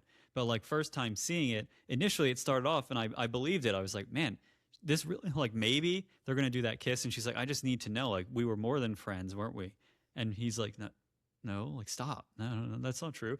And they finally have that kiss and you kind of think to yourself, maybe the kiss will do it. And then the embrace, and then MJ, or the telepath through MJ's like, yeah, hold her, feels good, doesn't it? And you're like, fuck, no. That's so brutal. That's just like, to me, that's almost, I mean, that's really hard to forgive someone for doing something like that. So it's just kind of like, holy, I cannot believe that this person would go that far. That's so fucked up. And then and makes her step off the roof. I thought initially it was going to be she would pull back and allow MJ to come to when Peter had MJ like around the throat, as like his black eyes kicked in and he went errated and he was holding her out over the edge and he went like kind of feral. I thought she was going to wake her up there to make her terrified of him, which would have, I think that would have been even more effective maybe against Spider-Man. Thinking back, show MJ he's a monster. So pretty crazy. I mean, I think this scene it's just an unbelievable gut punch and you just feel so bad for Peter. So we'll move on to Act 4 in here, and this is where things are starting to get more clear. After saving MJ, Peter takes MJ to the only person he trusts to keep her safe, the sweetest of all sweethearts, Frank Castle. Frank Castle's booby-trapped hideout houseboat nearly kills them both. After bickering and going back and forth about the Staten Island incident, which we still don't know what the fuck that is, where Peter saved Frank, Frank allows MJ to stay with him. Using Frank's gear, Peter tinkers with the inhibitors while having a heart-to-heart conversation with MJ. After Peter gets shocked by the overheating inhibitor, MJ points out that Spidey's eyes in his mask are emitting a frequency that's interfering with the inhibitor, and this fixes the issue. Peter then uploads his facial scan of the girl he saw in the back of the car, and he identifies the telepath as none other than Jean Grey. Jean then attacks the DODC in person, possessing Banner to do it. Spider-Man and Frank fight the rampaging Hulk together until Jean jumps to Frank and uses his explosive to breach the vault where Director Metzger has been hiding with some of his team. Hulk and Peter fully go at it in a badass fight scene where Spidey tries to put the inhibitor chip onto Hulk's neck to calm him down, but Hulk's skin is way too damn thick and it won't go in. At the end of the battle, Spidey's head is being crushed by Hulk, and Hulk nearly kills him. But Peter says to Hulk, getting choked, "Bruce, it's me. I'm your friend, Peter." And Hulk seemingly remembers Peter, and he lets go of his head and he lets himself fall out of the building with all the concrete building chunks that Spidey had webbed to his back during the fight. Peter then surprises Jean and applies the inhibitor to her as she is confronting Metzger via her control over the Punisher. Jean is confronting Metzger and asking him about VMAX, and he's like, "I have no idea what that means." Metzger then tranquilizes her, and Peter catches her as she falls to the ground. Jean mutters Sarah while in Peter's arms before going unconscious. Peter asks Metzger about who Sarah is, and Metzger claims it's a memory of a deceased colleague that he was thinking about as Jean entered his mind. Back at the hideout, MJ finds Peter's old letter that he intended on giving to MJ at the donut shop at the end of No Way Home, explaining the spell and how they loved each other. Peter, confronted by MJ over the letter, finally reveals his identity to her, and he tells her that he loves her. MJ does not reciprocate because she says she has none of the memories that Peter has about their past relationship, so she can't love him the same way. Peter then swings MJ back home to her apartment, holding MJ close, knowing that she doesn't love him, but he still loves her. When they arrive back at MJ's apartment, Peter drops off MJ, turns around, and he's solemnly standing there about to swing away, but MJ invites Peter in to see Ned. Ned is in his room looking at his Spidey tracker app that's pinging off the charts, stating that Spidey is right there in their vicinity, when he looks up and sees Peter standing there in his room. Ned and Peter are then building Legos together in the living room while MJ is drawing something, and it's just like the old days. Peter and Ned riff off each other quoting Lord of the Rings, and it's clear that some friendships defy space, time, and even magic. Peter asks MJ what she's drawing, and she reveals a drawing of Spidey without his mask on, and Ned building their Legos. Peter then tells MJ that he kissed her when she was under the mind control of Jean, thinking that it was really her, and he felt that she should want to know because it was technically not consensual. And this is something I think Bear from Obsession could learn a thing or two from Peter about here in this moment. Good God. MJ then notes that she has zero memory of the possession/kiss, which tips Peter off to the fact that Metzger lied about Sarah being just a memory he was thinking about before Jean took over his mind. Peter FaceTimes Yelena, who then digs up redacted files and uncovers that Sarah is Jean's sister, another telepath kidnapped and experimented on by the DODC. Peter then goes out of MJ and Ned's window, ready to rescue Jean, and as he's leaving, MJ says, "Hey, Peter, be safe." And Ned turns to MJ and says, "Spider-Man's name is Peter?" It's crazy. So what did you think of Peter, Frank, and MJ's interaction when they got into the boat? Frank said he likes MJ because she finds Frank morbidly entertaining. Do you think her liking Frank fits with this version of MJ's character within the universe? Yeah, I think it does. I think so what's interesting is it's a weird kind of relationship with those three because they're all so awkward together in the same area, but you can tell they have so much chemistry. Like sometimes you can tell chemistry's there when everything's even like awkward in a way. And I think MJ herself, even we've seen this all the way back from Spider-Man Homecoming and Far From Home, she's always been kind of awkward and eventually kind of opened up to Peter. And Frank is kind of awkward because, as we'll see later, dude has some problems. He's got a lot issues going on in there. So I think because of kind of all of them, what they all have going on, and all their dark issues, I think they all kind of have that chemistry for bonding. So I think it really worked together. On another note, and you also got me thinking, like, what if Peter was just sitting on the side after MJ said she has no memories of that or anything? He's like, "Why can't you be with me? Why can't you be with me? What would be so wrong about being with What's me?" so wrong about being with me? There's a little crazy callback to our last episode.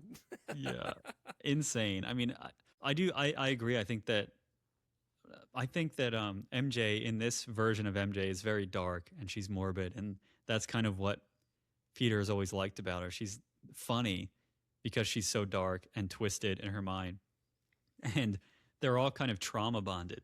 They've all been through a lot of shit, and that definitely has them coming together like the most awkward and angry and traumatized trio of all time. And it just works really well, and it makes sense that MJ would like Frank. But I think their interactions on this boat are perfect, and it's funny how, because the Punisher can clearly see Peter cares about MJ. He's like, "Who is this girl to you? Like, who is she really?" And then he's like, "Oh no, I don't even know her." He's like, "Bullshit." And he does all his stuff. Let me tell you something. Always doing his shit. So like it's funny because he can tell, and like he can see how much obviously Spider-Man cares for MJ, and he's like, "All right, fine, I'll watch her. Like, no big deal. I'll take care of her. She'll be safe." He gives in. So Frank's got that mushy side to him also. So how did you feel about the Jean Grey reveal? Were you at all surprised? Or did you feel like it was obvious from the beginning of the marketing? I thought it was obvious because I think the problem was too. Before the movie started, I saw Sadie Sink was cast, and I didn't know who, but there was rumors, and this whole fucking movie gave me Stranger Things vibes. I wanted them to play Running Up That Hill. Oh, yeah. Yeah. For sure. The whole time. And there's no other perfect role I could think of for Sadie Sink in the Marvel Universe besides Jean Grey, especially from seeing Stranger Things and all the stuff that went on with her there in Vecna. So I found it predictable. I've heard of people saying, "Oh, I didn't see that coming." But the minute like it was like mind control, even if it wasn't Sadie Sink, I would think it was Jean Grey, because we've already seen trailers of, Charles Xavier for Doomsday and stuff like that. So it couldn't be anyone like that. And there's no one else in the Marvel universe I think of that does that, especially when we're trying to bring the X-Men into it. Like, I'm not going to think Sentry why he's like in the void is going to take over minds. So I saw it coming, but I thought it was a very creative writing for this. The minute the hand was like, you realized the hand wasn't like the big villain here, and you saw all the other villains in the beginning, and you knew it wasn't like Kingpin or something like that, and you saw all the people talking through different people and jumping from person to person with the telepathic mind control. I saw it coming. Yeah.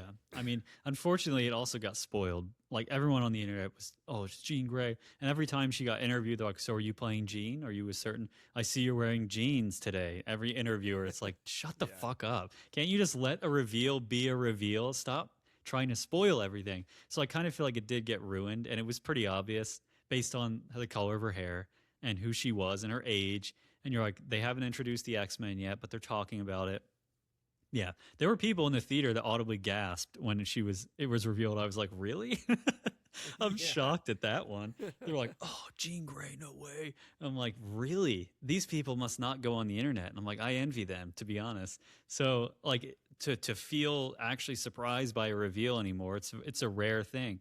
People are so into spoiling shit. Like, they're already trying to do it with Doomsday. So I can't stand that. Like, can't you just enjoy things, let it come to you and enjoy it when it happens? It's so much more exciting when you get the real reveal, not from some idiot on the internet who hacked into a system. But I think it's great. And I think that she is perfect as Jean Grey. She was unbelievable casting. No question. She nailed it. And I think she's going to be terrific in the future X-Men movies. So good choice. Good choice, Marvel. So let's discuss the kick-ass fight between Hulk, Spidey, and the Punisher. We finally got to see Savage Hulk again, and it's been so damn long. I also forgot how fucking huge Hulk gets at his full height. He's terrifying. So how hyped were you to finally see the Hulk fully Hulk out? And what did you think of this fight scene overall? Did it deliver? It was sick. I thought it was perfect. And this is something comic fans have been begging for a long time. Mm-hmm. You know, seeing Spidey fight Hulk in the comics, they wanted to see that live on the big screen. Me included. And live action on the big screen. Of course, they didn't record it live in front of us. That would be sick.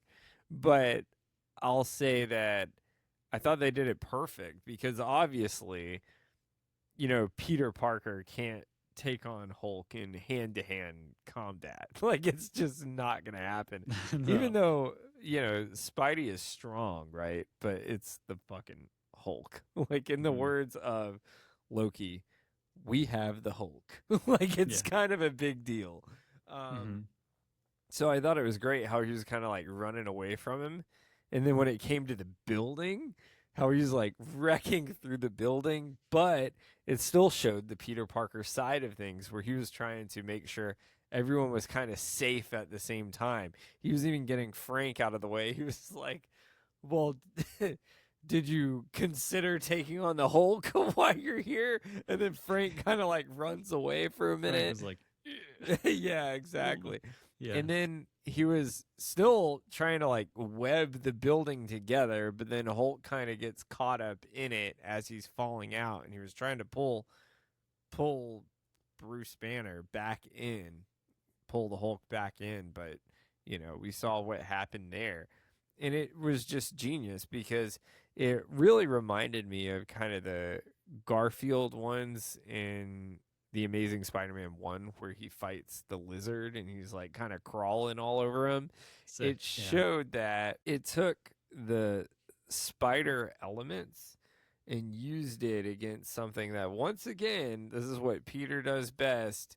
He always goes up against like the biggest or smartest motherfucker ever, someone that he should never have a chance at beating, and then winds up beating. And that's what's so great about it. He uses his intellect, he uses his stealth and his skill, not just his strength that he does have, but he puts all those elements together, and it showed it perfectly in this fight scene on how he got the better of the Hulk, because the Hulk is super strong, he's super fast, but he's not very smart. And once again, that's how Peter wins. Yeah, I mean, well, Peter, he's also real slippery. So like when the Hulk's, he grabs him and he starts smashing him like he smashed Loki, and then he goes down, and he comes down, his hand's empty, and he's like, "What?"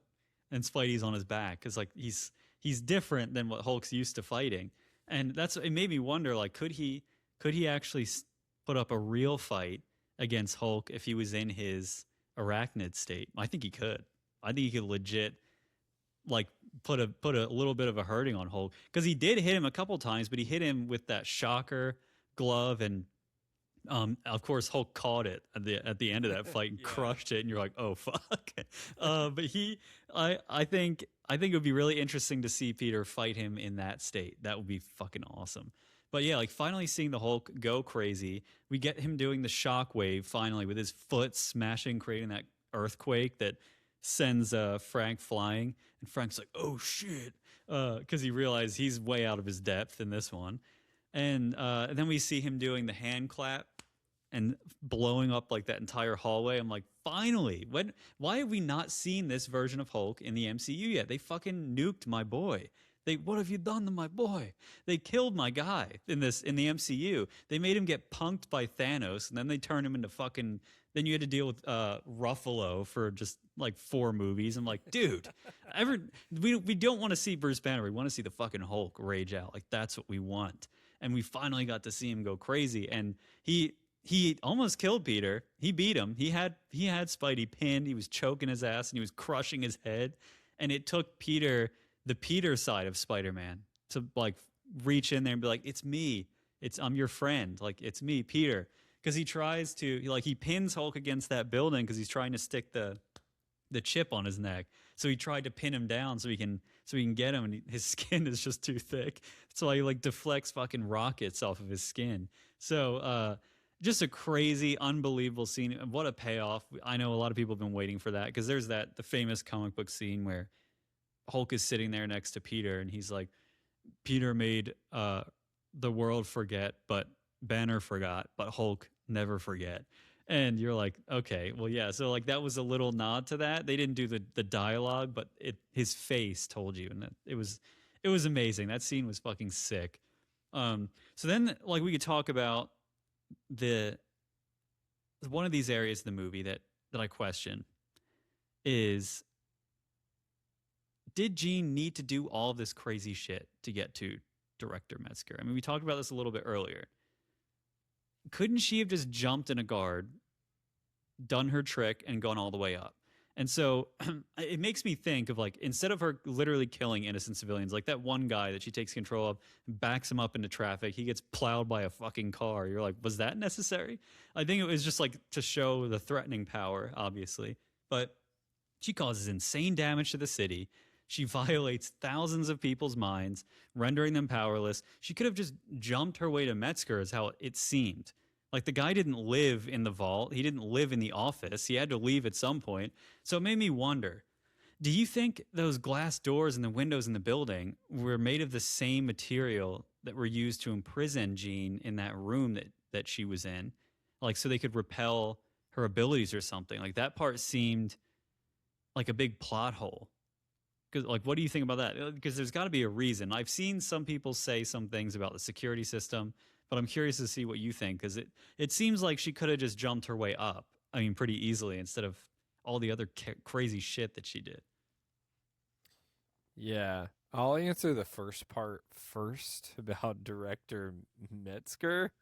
No. I think they did all this just to kind of develop a story so it was cooler with the scenes and kind of took you emotionally with Peter. But getting to Jean's power, I think she could have just. Do you know how many fucking times we saw her in a car with someone else driving? She could have had someone else in the car driving up to director Metzer and then just take over his mind. Mm-hmm. Like she could have literally saying, just like, done that, like the fucking Yakuza. Throwback to Chainsaw Man. right. Just got in the back of the car, took control of his mind. The shit's hers. But we got to have some sort of a conflict that gets Peter involved here. Otherwise, it would have been too quick. And you got to have Sure. that mystery to figure out what's going on. Who the real culprit is. As far as were the glass doors and windows in the building the same as those used to imprison Jean in that room? Maybe. I think it's a little bit of a stretch. I would think so if I'm thinking from if this is an actual current day scenario, because I would think the security team is not that fucking stupid if you've been dealing with stuff like this before, which they hinted at later. But also, I think being realistic, it's a big ass fucking plot hole that they didn't think about. It is. And normally that's something that they think about, but I think they kind of wanted you to turn your brain off a little bit and just go with it, because if you don't, the movie is going to be 20 minutes. Exactly. So I think that they have to have obviously the build up to where it's something climactic, but at the same time, they show, Spider-Man knocks on the window and he's like, be careful with those things. The guy who's playing with the shocker gloves, when he's in there the first time, he's like, they're dangerous. And it's setting up the use of the shocker gloves later on when he fights the Hulk.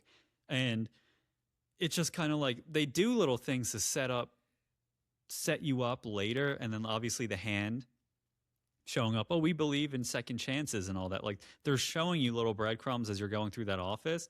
And Peter, when they go into Metzger's office, he has like that really thick glass door. So it just made me think, I'm like, that could be the only explanation. Maybe they're telling you that where he stayed in his office, it was protective against that. And like also they were saying they thought, this is a fan theory, that the security, the way that it scans DNA in the beginning, that maybe if she was in someone else's mind when they went in there, maybe it would alter something in the scan.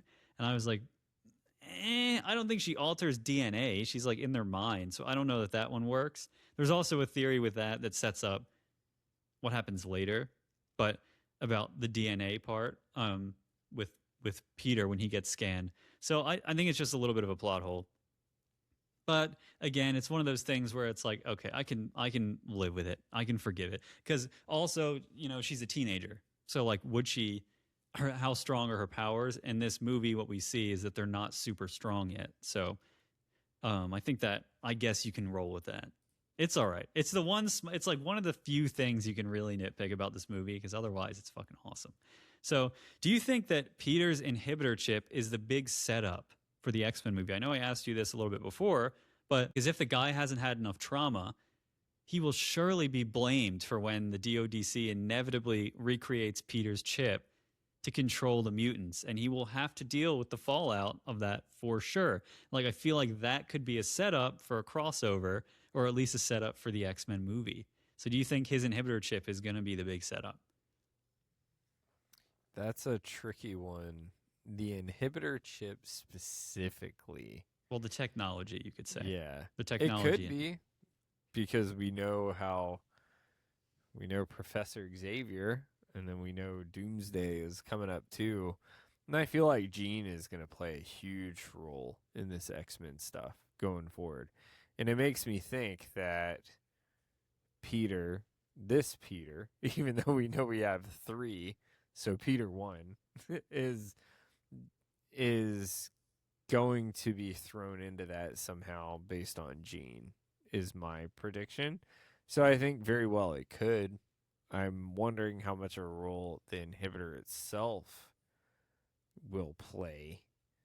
But yeah, I think just think back it's to a good way. Again, like the early 2000 X-Men, when like really most of the X-Men stories are humans trying to find a way to subdue mutants, and because they can't, really good point. They can't really compete with them, so they have to find something to subdue their power, and that's like all the X-Men movies. They have like the inhibitor things on the wrist, they have the neck collars, and I'm like, so in this universe where they're going to introduce the X-Men, will it be Peter's fault? Will he be the one who set off because like even Bruce Banner didn't have a universal one. So he was telling Peter that's dangerous for a reason. Like you're playing with a dangerous game here where if this gets in the wrong hands, they can determine who they want to mute and muzzle. And I'm like, so Peter, I think inadvertently he just created the massive problem for the X-Men moving forward. That's where I took it. That would be a full circle as fuck. For sure. It would be really brutal too on his psyche again, because then he's going to be guilty of the trauma from that too. Like, fuck, dude, you just caused this. All the mutants are now getting muzzled because of your shit. So it's kind of a lot. Yeah, for sure. But we'll see where it goes. When MJ confronts Peter after finding the letter while in Frank's house, and Peter confesses that he still loves her, were you sort of expecting MJ to reciprocate her love for Peter, like true love can break the curse type of deal? No, because I know it's realistic. That's why. Mhm. I mean, yeah, no. Not at all was I expecting that, because you got to think of this from a realistic aspect. If this was happening in current day and time, and when people like look at Alzheimer's and stuff, it doesn't mean they just magically remember. So this isn't the Lucky Charms. One's They're a disease, delicious. one's a spell. Yeah, well, that's the way I'm looking at it. But I think a God. lot of people were hoping for that. But it goes back to what I was saying earlier. I feel like that'd be too easy. Like, you want this to be a big climax on how they're getting their memories back and start guessing on how. And I feel like just some true love's kiss. Please get the fuck out of here. I'm not buying that bullshit for 2 seconds. Yeah, it would have been way too convenient. It wouldn't have. I think it really would have sucked if they did that. As much as I felt like this was a total kick in the nuts again, because you really are rooting for them, you want them to get back together. I think if that would have broken the spell, just a kiss, you'd be like, this is not it's like a true fairy tale style. I think it wouldn't have paid off. It wouldn't have worked. I think it would have really pissed people off. They'd be like, really? That, like, we've spent this whole movie going through all this, and all it took was a real kiss to like, or a real expression of love to break it. That would have been lame. I agree. And I do think it was, for a second, I was like, is she really about to, like, maybe, after reading that letter? But then when she says she can't possibly love Peter because she doesn't have those same memories that he has of their relationship, that revelation was just like, kick me in my nuts while I'm down. It's just like, just brutal, man. I just don't know. But like, I agree that it had to happen that way because that is real and that spell is supposed to be permanent. So we'll see what happens in the next one. But that was it's still a devastating scene. So what was your reaction to seeing the gang all back together again with Peter, Ned, and MJ hanging out? I thought that was cool. It took me back to Spider-Man: Homecoming when they were all like Mm-hmm. part of the mathletes or whatever the fuck they did. Like it took the superhero element out of it and then really brought you back into where their friendship started. Like it really kind of felt like a rebirth in a way. Um, but really just took you down to the friendship level of why they've all been together this whole time. Even taking, the love portion out of it between him and MJ. They say the person for you usually should be your best friend that's always stuck by your side the whole time. And that kind of proved it. This kind of is our Harry, Ron, and Hermione right here. Mm-hmm. Just, it looks like Ron is Peter, but Ron is pretty dumb. That's So he because can't Ron's be a Peter. true hero. That's why. You know how I feel That's why about you said that. Ron and your Ron takes. I But mean, you just said Peter Parker's Ron, so I can't argue with that. dear Lord. But yeah. So I thought it was great. It was Yeah. it really kind of felt like we were starting over again. Yeah, I agree, 100%. And did you notice the MJ, the drawing that she made? Peter was wearing his suit from Homecoming in that image. Do you think that was like a muscle memory thing, or like do you think deep down maybe she did remember him in some capacity?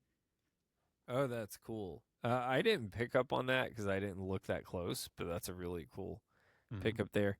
If that's the case, yeah, it could be something coming through, or it could be maybe it's one of those weird things how Ned was like remembering Spider Man, but not Peter Parker. So maybe she like remembered like a Spider I don't Man know. swinging through the city, but that's a good take. Who She knows? drew him. She drew them all, in the room in like a real time drawing of them of Ned and Peter putting together and Spider Man putting together the Lego set, and he didn't have his mask on, and she drew his face to perfection. So like she remembered his face, which she's only seen his face like twice because once at the party without knowing it, and the way that she's looking at him at the party is very like she could sense something about this person. And then she sees it again when he reveals his face to her in the boat with the Punisher. So like she's only seen it really twice, and she draws his face, and then she draws him with the Homecoming suit on. I'm like, that's interesting. And what's funny about that is that picture was actually drawn by Tom Holland's brother. So Oh, that's for the cool. movie, That's yeah, it's pretty really cool. funny. Easter egg. So did you also notice that Ned and Peter are building a Lego X-wing in this scene? And famously, Ned and Peter are huge Star Wars nerds, and they're always building a Star Wars Lego set together. Going back to Homecoming, Peter also makes a Star Wars reference when he first appeared in Civil War, when he was explaining how to take down Ant-Man like an AT-AT in Empire Strikes Back. So it's fun little Easter eggs in there as well. That's pretty cool. And the real mother put that in. The real person in charge with the ears. The That real. says, oh boy. Yeah, if you can pick up on Oh my god, that. ridiculous. And then when Peter swung out the window to go and save Jean, and MJ says his name, and Ned says Spider-Man's name is Peter. Do you think Ned was potentially beginning to remember slightly, or was he just shocked that he was so far off on his own guesses for who Spider-Man was? This is tough because this is kind of like our last series we did, where it's kind of like those questions where they could be correct, but I don't want to go on a stretch and like overthink stuff here. So I'm just going to say he got excited. We know how Ned is. He doesn't quite think things through like Peter Parker or the Corn does. Oh yeah, for sure. Just like corn. Ned is very smart though. He's very smart. So like he might not be. Yeah, he's kind of clueless sometimes, but he's also really smart. I I don't know. This one has me torn because on the one hand, I think it's him just being like, oh, like I finally got his name. And then on the other hand, I want to believe that it's him being like Peter. That name sounds familiar. So it could be either or. It could be nothing, but I think it's absolutely something in there. And this other Easter egg is one that you picked up on. You pointed this out to me, and I didn't even notice it the first time. So you want to talk about the Easter egg of Naruto and Solo Leveling anime posters being in the room. So this was cool. So in the back of Ned's room, actually, you can see it right behind MJ's head as she's like drawing, and when she kind of walks in the room at one point. The first one on the left side is a Solo Leveling poster because the actor that plays Ned was in an interview and he's a huge anime fan, which this is becoming a trend lately with celebrities like even Indy Navarrete that we talked about. She's a huge anime fan. Hmm. Well, his favorite anime was Solo Leveling, so the director put that poster in there just as a teaser to see if the audience would notice it at all. And the one to the right of it was really cool. One of my favorites, one of the goats, not Dragon Ball Z, but it was good, was Naruto, which was awesome. And that was a tease by the director because the director of Spider Man Brand New Day, he is, and also the director of Shang-Chi, is now casting right now for the live action Naruto, and he will be directing that movie. And right now they're casting for Team 7, who is Sakura, Sasuke, and Naruto himself. So if you're in that age range, this could be, kind of like Harry Potter. It could set you up for life. So I encourage you to go out there and do it. I wish I could, but I'm a little bit too old for that now. I was going to say, this could be your big break, Chase. Here it is. Here's I the could opportunity. be the old man all Jiraiya. that cosplay work has led to this. Yeah, it's all Pretty led to fucking this. cool, though. That's a good call. Like Jiraiya or Master Roshi, like the Yoda. That's me. Yeah, sure. There you go.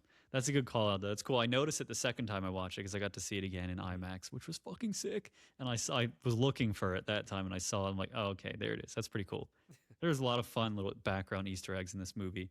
So going back to Yelena for a second, because it still irks me a little bit because I was still like, why? What was her entire purpose for being in this movie? Like, what's her purpose for being in this movie outside of being comic relief? She provided literally to be the only one who could find the redacted files on Jean, like because he had to go to her to uncover the files. So it felt like that was her whole purpose. The setup earlier was to set this up. And another thing about this too, they kept calling her Black Widow, which I see why. That's like kind of calling she is now, the new Captain America. So I'm okay with that. But to your point, I agree entirely. I felt like there was no purpose in that at all. Maybe they really wanted to show her in the bath. I guess that was like the idea.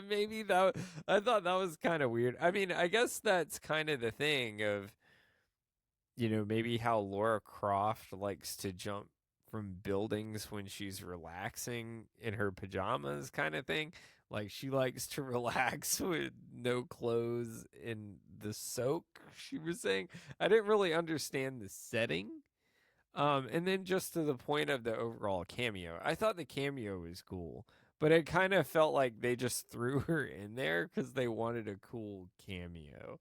Like you kind of already have those cameos in a creative way, though. Like you had Hulk already, and you had that cameo from Daredevil Born Again. And they made sense, though. And you have Frank Castle. Like, that's a pretty badass one there. And they all played roles that made sense. So, my issue with it, and I'm a Yelena fan, I thought it was cool, but there was really no point to this at all. I think it was just to add another cameo at this point and to remind people that Thunderbolts happened and maybe check it out on digital because it didn't get so much numbers in the box office. It's like an in-your-face marketing campaign for Thunderbolts for digital. No, I do think honestly her sole reason for being in it was just to set that moment up because she could be the only one to access the database of redacted files. And that was like the whole setup. And that was really, and like, I think the Black Widow title, it's like James Bond. It's like 007. So there can be different people in that role, but they're always going to be known as James Bond or 007 because it's not the real name. It's their 007 name. And so that's why you can have multiple people playing the role of Bond. And I think it's the same with Black Widows. Like whoever is the one that comes out of the school or whatever, the training of the Black Widow, they're the Black Widow, the one to join the Avengers. And obviously her sister died, so there's that. So yeah, that'll do it too. But yeah, I honestly think the whole point of having her in there was just for that scene. But now we're at the big finale, the climax of this movie, the conclusion. And we get a flashback showing young Jean and Sarah sitting on a park bench practicing their powers and discussing how their mother abandoned them. Sarah teaches Jean that they can only get into people's minds who are within a certain distance, which we found out before, but they can get around that by jumping into different bodies. And Sarah jumps through several people to reach a girl who's working out in the middle of the park, and she waves at Jean from the woman's body, a demonstration of how they can do the body jumping. Sarah gets up to go get some ice cream for her and Jean, and the DODC, led by Metzger, pull up and nab Sarah by tranquilizing her. Jean tries to run to her sister's aid, but Sarah hops into Jean's mind to make her just walk away and protect her from also getting captured. Back in the present, Metzger experiments on Jean by using a machine to force her to telepathically jump with her powers while their computers map the brain to learn how it works. She's tied to a chair in a makeshift bedroom inside of a glass prison, and Jean sees Sarah's scrunchie sitting on the desk in the room, realizing Sarah was also in that same room. In a daze, Jean leans her head back, looks up at the AC blowing in the ceiling, and she realizes that the VMAX she has been looking for the entire movie is not a serum, some secret file, or some hidden mutant somewhere. It's the peeled AC vent label that says VMAX, which was just the distress label of the AC brand, and it's the last thing Sarah saw before she died in that same cell. Enraged, Jean expands her powers into a massive psionic field that freezes most of the city, including Metzger, MJ, and Ned, and it shatters the glass prison that she's encapsulated in, along with the building. While frozen, MJ sheds a single tear down her face. Frank, looking to handle the situation his own way after seeing the psionic field form in front of him, he gets his trusty sniper. He heads to a building with a sight line on Jean and prepares a sniper shot from outside the field. Spider-Man storms the DODC and faces off against the Jean-controlled Hand ninjas. The Hand are kicking Spidey's butt in the coolest fight scene of the entire movie, hands down. When Spidey realizes he needs to let the monster out a little, he removes his own inhibitor chip and fully embraces the mutations and defeats them while declaring he can be both Peter Parker and Spider-Man. We see him at full peak there. It's fucking sick. He finally finds his balance, and Peter then finds Jean, who is broken free from the glass prison and has psionically frozen Metzger and pulled him to her. Jean's crying in despair and rage, and Peter decides to let Jean into his mind, and he shares a memory of Aunt May accepting him, proving that Spidey has also gone through tremendous loss, but killing in vengeance is not the answer to repairing the pain inside. They bond over shared loss and isolation. Frank, not knowing that Peter has finally reached through to Jean in her heart, fires his shot. Peter senses it while in the midst of Jean being in his mind. He still can sense it. He senses the bullet, and he jumps and shields Jean and takes the bullet like the true hero that he is, proving that he's always willing to make the ultimate sacrifice to save someone else. Jean then uses her power to keep Peter alive, breathing for him while Frank rushes Peter to the hospital, carrying him in just like he did in the famous crossover comic Spider-Man number 157 that leads to the death of Spider-Man story arc. Peter eventually wakes up with a remorseful, crying Frank at his bedside, and Peter gives him shit for crying, and they share a nice moment together in the hospital. Fans have crowded outside the hospital to show their support for Spidey. When Peter is ready to leave the hospital, though, Frank covers for him by posing in the suit in the window, and the crowd goes wild outside. This is when you get friggin' the Punisher, he's like, ooh, ooh, ooh, ooh, inside the door. It's awesome. Peter is walking amongst the crowd when this happens, all battered and bruised, when he sees a kid who turns to look at him and does the little Spider-Man web shooting motion, to which Peter returns the favor to the kid, and then he walks off through the crowd of adoring fans who are unknowingly in the presence of the man they all admire. Jean quietly leaves the city on a bus, heading towards what appears to be upstate New York. Quite interesting, eh? Metzger vanishes. DODC faces an investigation. Peter tells DeWolf he's done being alone, and then we see Peter at the same bodega he has been going to the entire movie. He sees Ned eating at a table in the store. He walks over to him, and he reintroduces himself to Ned, saying, "Hey, I'm Peter." And they do their old secret handshake that they smoothly go through without a hitch, and Ned stares at his hand in complete disbelief, like, how the hell did I know how to do that? Then Ned looks up, and he says, "What's your name again?" And Peter says, "Peter," to which Ned says, "Peter." Like he's beginning to remember. We then see MJ on the old rooftop that the three of them would sit on all the time and talk about their life before the memory wipe. And MJ is still wearing the black dahlia necklace that Peter got her when they were together, and she's fondling it and she smiles, and the movie ends. So, how did you feel about Jean's backstory? Do you think it was sufficient motivation to justify all of her actions, or did she go too far? And do you think that her story kind of impactfully mirrored Peter's story in this movie? I think it justified her actions. It was giving very much Stranger Things vibes to me. Like I said, I kept wanting to play Running Up That Hill. Especially when she was running towards her sister. You're like, oh, there she goes. Exactly. It's you and me and God. Yeah, Crazy. it was. But no, I thought it justified her actions. I thought her backstory was great for what they were trying to justify in the movie. As far as like it mirroring Peter's story in the movie, not necessarily, because Peter, I mean, he wasn't like taken hostage and experimented on. Like he kind of became, Tony Stark was his mentor. I think he kind of had it easier. I mean, it's one thing if you're put in a cage, you're experimented on like an animal. I don't think you can really compare to that. Now, I think maybe that shows two different sides to a coin. I think if Peter was experimented on and put in a cage like that, maybe he would have turned out that way. But so I can't say it mirrors it, but I think it did impact Peter's story a lot. I think it showed the perspective of Jean's character on how she can see the good in people based on what Peter did. Otherwise, I don't think she would be able to see that side of things for what people can do based on what happened to her sister.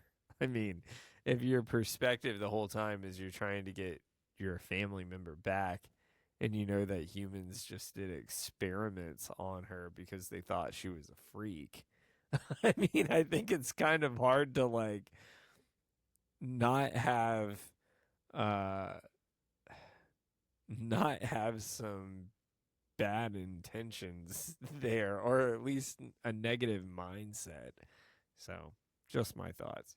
Yeah. I mean, I think, well, the question really, it was a mirror of Peter's story, because I'm not saying like direct mirror as in they experienced the exact same things.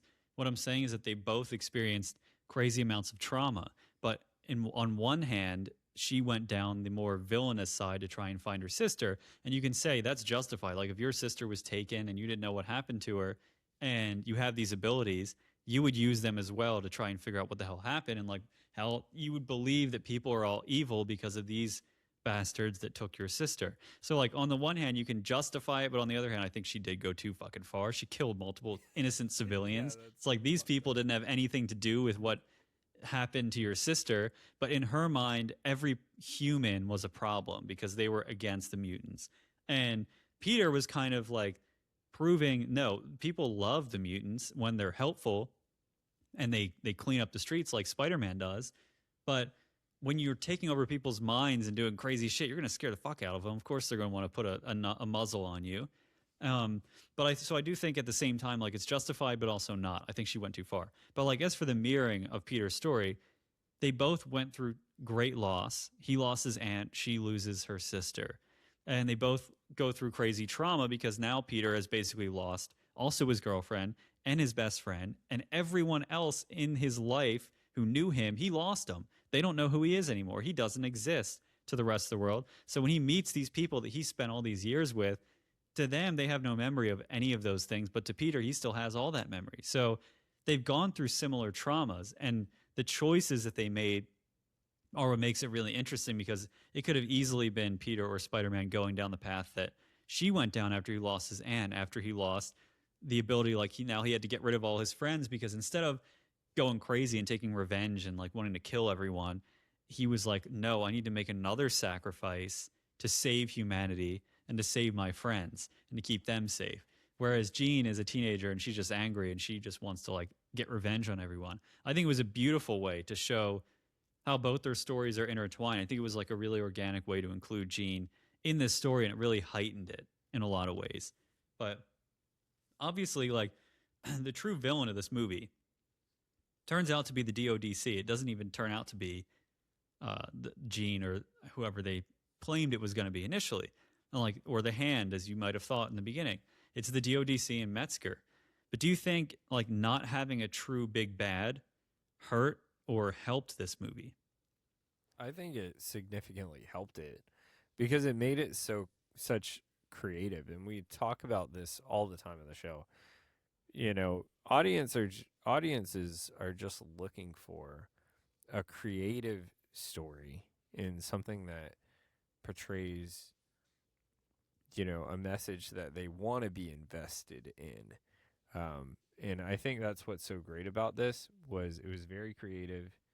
Even though parts were predictable, it wasn't predictable in the sense of most Spider-Man films. Well, if that was the case, we'd be seeing Scorpion the whole time as the villain, because like most Spider-Man films just have one main villain, and it's usually who's advertised. That's another thing that this film did so well was it led you to believe that what was in the trailers was the villain the whole time, whereas the trailers really revealed nothing about this film. So I thought it was great. Yeah, I agree. It's weird. It's like initially when you think about it, like there really wasn't a true villain, and normally that would sink a movie. But because of the themes of this movie and what it was really about, the real villain, yeah, it was the DODC and Metzger as a physical manifestation of a villain, but I think the true villain was trauma and like and revenge. Like those emotional feelings that was the true villain. And the fact that Peter's so alone and he's feeling so alone, that's the real villain of this story, I believe. And so I think it really worked not having a true villain as we would normally see in these types of superhero movies, just because I think it really drove home more of the feeling of how isolated he is. And finally, it was more of like we said this before, it was actually like a villain. There were Spider-Man villains in this, not like Iron Man villains or Avengers villains. It was true to like, this is a true enemy of Peter for this specific reason. And I think that just worked really well. So I agree. And I'm curious because the fight scene with the Hand, dude, fucking, it was insane. How would you rank that one in terms of like the fight scenes we've had in other Spidey movies? Dude, that was sick. That was badass. I mean, that was a clear example of, you know, like I grew up playing football, and they always said, like, when you're down, you get your ass back up again. And that's exactly what it was. He was backed into the corner, and then the only way out was he had to literally just embrace his arachnid abilities, not knowing what the consequences would be. And he still was able to hold back, you know, giving in to those darker forces. And just watching him take the Hand on one at a time, first going back through in like hand-to-hand combat against the swords, but when he jumped to the very top of almost the ceiling and then came back down and hit his organic webs and had it spray everywhere and caught them on the sides, it was absolutely chef's kiss perfection. And once again showed how, you know, Peter Parker, no matter how much he's given into his darker side, isn't going to go kill people. Like Batman might actually beat someone down, even though it doesn't Yeah. try to kill people, you just don't know what's gonna Yeah. happen. They'll succumb to injuries later. That's how it is. Exactly. You won't kill them in the moment, but they'll die later. Yeah, exactly. So I thought it was fantastic. What'd you think, Kern? Oh, dude, I think this is my favorite fight scene of all the movies, every single one, because I love the way the hand. First of all, the way that they fight is so fucking. They fight like a hand, like they're connected. So they had so many things of where it would start with on one side of the line when they're all interconnected, and then they're all moving in a way where they're like creating momentum and swinging the guy on the very end to then strike him with a sword, and like the guy hops on the one dude's shoulders and he pulls him up like they're stacking, and then the guy comes over top and attacks him. Like, holy fuck, this is the coolest choreography I've ever seen. And the way that they handled it was so brilliant because we've been building to this. Like, we're finally, you've seen the hand, they've been involved here. It's been building. You knew it was going to happen eventually, that she would take over the hand, and it delivered. And in this scene is where a lot of people start thinking about where when he shoots initially, when Peter shoots his web shooters because he's inhibited himself, the guns they have neutralize his synthetic webbing out of his shooters, and you're like, what the fuck? Like, so they were, and Gene says, now don't you see, like they were preparing for you in case you also went bad or went rogue. Like, they wanted to capture you too. And people think that they got Spidey's DNA when they scanned him in the security thing in the beginning. And then they used his DNA to then create that weapon to neutralize his web. So I was like, that's interesting. I could see that. But I think this is one of the coolest scenes. It was my favorite scene in the entire Spidey series with Tom Holland by far. It was so fucking cool. And the fighting was identical to the Insomniac Spider-Man games. Like, throughout the whole movie, they took clear homage from the video game, which is super cool. And like the choreography for that scene and for all the fighting in this movie, which the fighting was just so good in this movie, it was done by Jackie Chan's fight choreography team. So that's why it was so fucking good. You're like, no wonder. Because Jackie Chan's just a legend. And so I'm curious, like, do you think how they handled the use of Peter's memory of Aunt May to get through to Jean, did that like remind you of how the Thunderbolts stopped Sentry in like a roundabout way? Like, Maybe. they like went into his mind, you know, and they were using like emotional pulls to try and snap him out of the void. Did you ever see Deadpool Wolverine?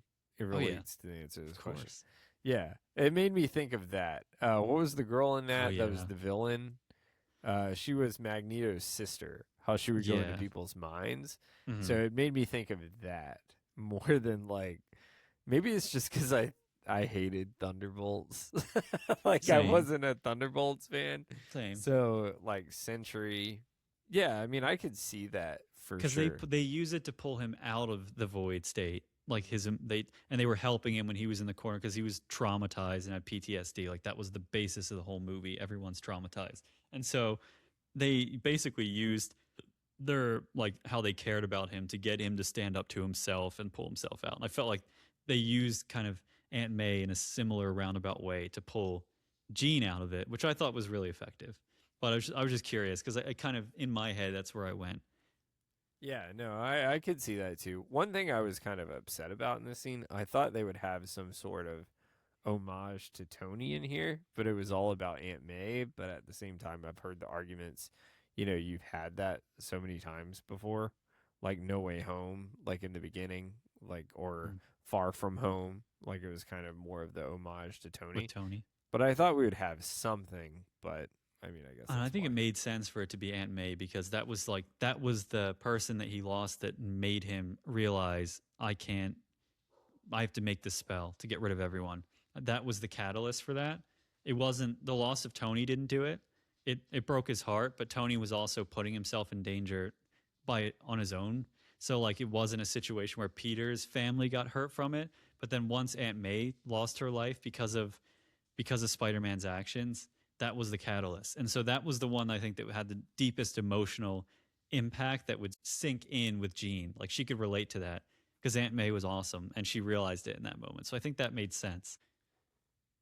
Yeah, You also yeah. So had me thinking for just 1 second that in regards to the hand fight, imagine if they were dressed in white, then you could see the Chainsaw Man ghost hand. That'd be sick. oh my god, what the fuck? Okay, when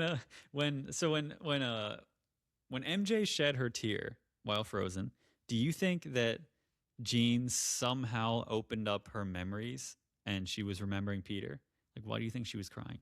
When MJ shed a tear, I think I do actually think this. That is a big fan theory that her and Ned kind of like when those tears fell down their face, that she was opening up their memories because they were the only ones that happened to. So I think it really could be possible. I hope so. And it makes sense because that's one of Jean's powers is she has the power to restore memories. The only issue I would have with that is that happened like before Peter made the sacrifice. And I think like the sacrifice Peter made really opened Jean up to think that, wow, this person that I've been doing all these horrible things to still decided to save me over everyone, in my opinion. So that's the only issue I have with it there. But I think that could be possibly be what was going on. Yeah, I mean, I think if it happened and she unlocked some of her memories, it wasn't intentional. Maybe that, like, putting her in that state, she was basically inhabiting everyone's mind who was inside that psionic field. But maybe while she was in that moment with Peter and with Aunt May, she simultaneously was unlocking MJ's memories and Ned. I don't know. I feel like there was something to that. It could have also been her crying because like it was maybe painful that like she had Jean in her mind, so it caused a tear. I don't know. It could go either way. This movie was very tricky in how they handled all of that. So do you think so? Like this kind of falls into this next one is like that little kid who does the webbing motion to Peter when he's on like his dad's shoulders outside the hospital. A lot of people think that was actually Jean controlling the kid and saying goodbye. What do you think about that theory? I think that's dumb as fuck. I absolutely not. I agree. I thought it was kind of more of like a homage, like once again, like I think it was kind of like an homage of the kid looking at Peter where you may think maybe he recognized the actual Peter, but he doesn't kind of thing. I think this is where fan theories can turn into a major stretch. And the problem is, like we've talked about just in our last series, I mean, there's not saying they're wrong, but like, I think that's thinking way too far into it.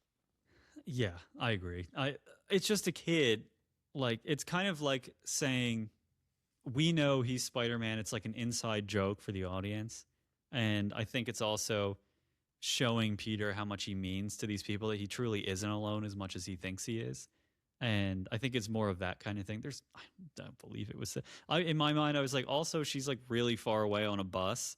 So like they established her power distance, but then of course she broke that and her power expanded at the end. So like she probably could do it if she wanted to, but I don't think that's the case. I think it was just an organic moment between the kid and them. And If so like anything, just to throw this in here, like at the end of TASM 2, The Amazing Spider-Man 2, you have that moment with Andrew where he tells that kid, "You got to be my eyes and ears, okay?" Well, maybe it was kind of like an homage like that, like where the kid looked at him and he thought maybe this kid like recognizes me, and clearly the kid doesn't. But to say like Gene's controlling the kid, get fucked. This is ridiculous. that one's too much. I don't believe that one. But this next one, so do you think that Ned truly remembers Peter after they do their handshake? And do you think that MJ is now remembering Peter? She's fondling her Dahlia necklace on the roof. Okay, and I'm gonna get this is a hot take here. I'm gonna get so much shit for this. I don't think he remembers him at all. I think it was kind of like as they did the handshake, he was like, "Oh, that's cool," and it was kind of like him liking Peter as a person again, which kind of took them back to the beginning on why he started to like him. Unless then it goes into the tier conversation that maybe his memory started to get restored. So I don't know. It could go either way. But if I'm looking at it from this moment in time where we don't know Gene's done anything, then it would answer the point of Gene's definitely done something if he did start to remember. But if I'm going to the point of that we're going to assume Gene hasn't done anything here, I think he's just like, oh, yeah, that's why you're a cool guy. You're a cool guy. See, but he didn't know him. So, like, if he didn't know him and he didn't remember, how would he remember that handshake and do it so smoothly? And I at don't the think he end, really remembered the handshake as he did it. I think he was just kind of following Peter, and No, Peter was showing no. it to him. Oh, And he come was on, just dude. like That's back and no, forth with it. no. There's no way. Like, obviously, in that moment, it was meant to say he remembered the handshake. He did it all perfect. He knew every next move. You know damn well if you walked up to somebody and they had a handshake, like a best friend handshake, and you didn't know about it, and you didn't know this person, they started doing it to you, there would be a delay. They'd be like this, and then you'd be like this, following it, and then you'd be like waiting to see what they do to then follow it. It wasn't like that. It was like in real time, each motion they did it at the same time every time. And so you could tell he remembered it. So like the theory behind this is really interesting, and I actually kind of feel like it's pretty solid. So in No Way Home, when Ned first discovers that he has sorcery abilities, he does his special handshake with Peter, and at the end of the handshake, a little magic spark shoots out of Ned's finger. That's right before he discovered that he had power. The theory is that their handshake created a sort of bond with that handshake, and that maybe that was like a pre-spell that would allow Ned to break the memory spell after they did their handshake. So when Peter and Ned do their handshake at the end, it's believed that maybe that literally sparked Ned's memory back. And it's hard to argue because then even afterwards, he's like, Peter? Like the way that he says it is it's so up in the air the way that they leave it, but it could either be, okay, one, MJ said that he said Spider-Man's name was Peter, and when he was leaving her apartment, and Ned turns to MJ and he's like, wait, Spider-Man's name is Peter? And so like when he says his name is Peter at the end, it could have either been Ned putting together the fact that he was talking to Spider-Man, or it was we did the handshake and then Peter, I remember something about Peter. I remember you. And the handshake locked it in. It was like it woke his brain up. Not that Gene necessarily did anything, but that handshake, and because of that little spark that came out right after they did their handshake in No Way Home, maybe there is something to that. I think there would have been a lot more content if he really knew that handshake. If you look at his face, he was like, ooh, yeah, that's cool. Well, yeah, he was like, how do I know how to do this? Like in his mind, he was like, I don't understand. How am I doing this? And he was like, and then he stopped and he looked at his hand and he looked at him and he was like, what was your name again? And he's like, Peter. And he's like, Peter. The way that he says it when he's looking at him is like a revelation of it's either he realized he's Spider-Man, he's talking to Spider-Man, or he realized Peter was his friend. Or they just left off the part where he was like, that was cool. So he's like, oh, Peter. Oh that my was God, cool. I swear you're just again. doing this to just be the devil's advocate. Listen, I don't know. No one knows, but who knows? If you understand, like you've been in conversations with other people that like the way you say things, voice inflection matters. And I think the way that he said that at the end, it was very much like, like I know you. It's either like I know you from somewhere, I recognize you, or like, oh, you're Spider-Man. I think it's one of those two. And I think because they set it up earlier when he turns and looks at MJ and he's like, wait, Spider-Man's name is Peter? And then at the end he's like, what's your name again? Peter? And he's like, Peter? So I think like, that Spider-Man wouldn't know the handshake either. So then he would have to know it's Peter. Well, yeah, that's what exactly. So like he wouldn't, and like why would he know that handshake? That's what I'm saying. Like I think he remembered teaching it to him. He was like, lead the way. No, because if it was teaching, he would have been like, all right, do this and then do this and then do this, and like there would have been a delay in Ned's reaction because he's like looking to see what Peter's gonna do next. But there was no delay. It was just smooth. They just went through the whole handshake and there was no glitch.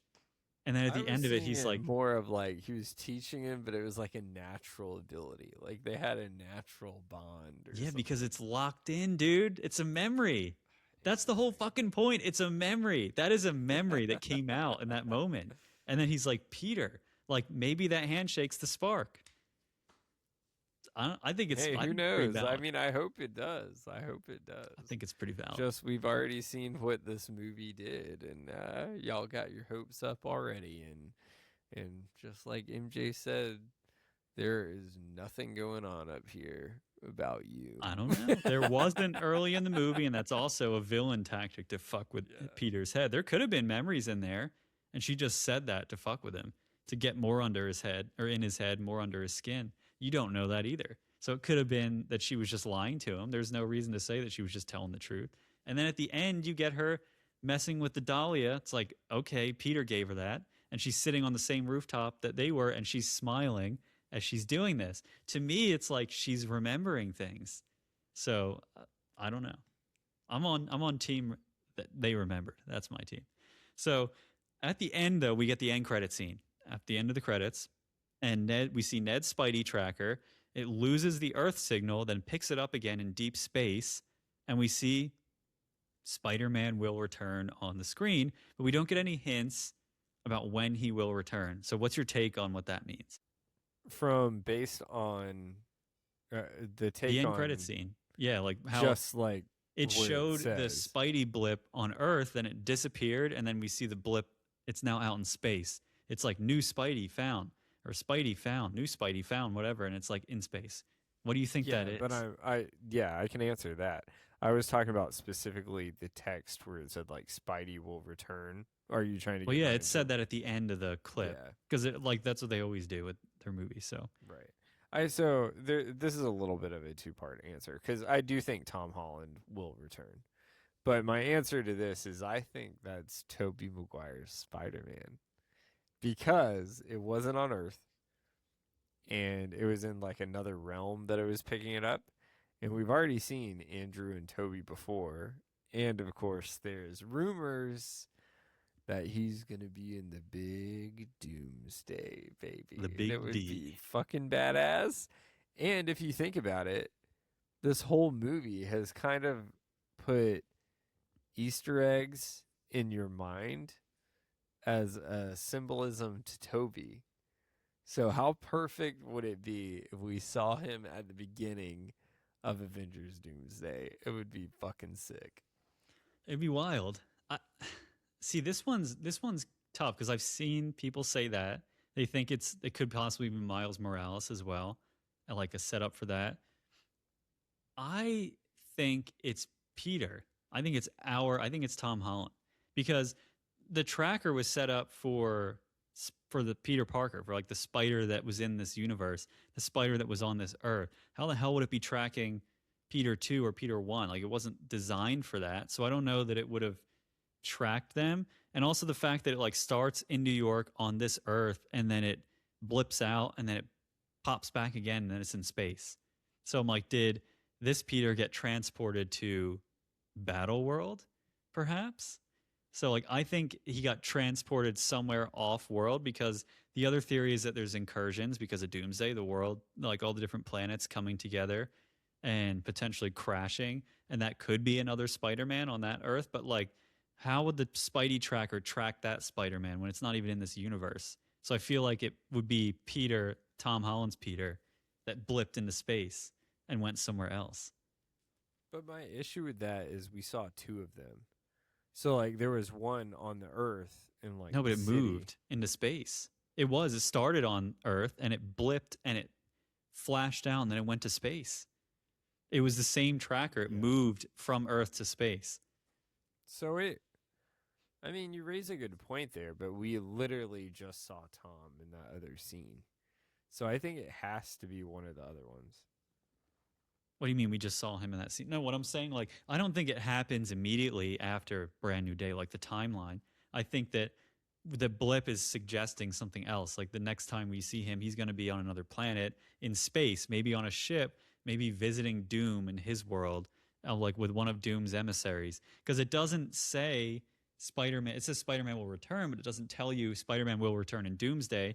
And Tom Holland has not been announced in the Doomsday casting, so I don't know.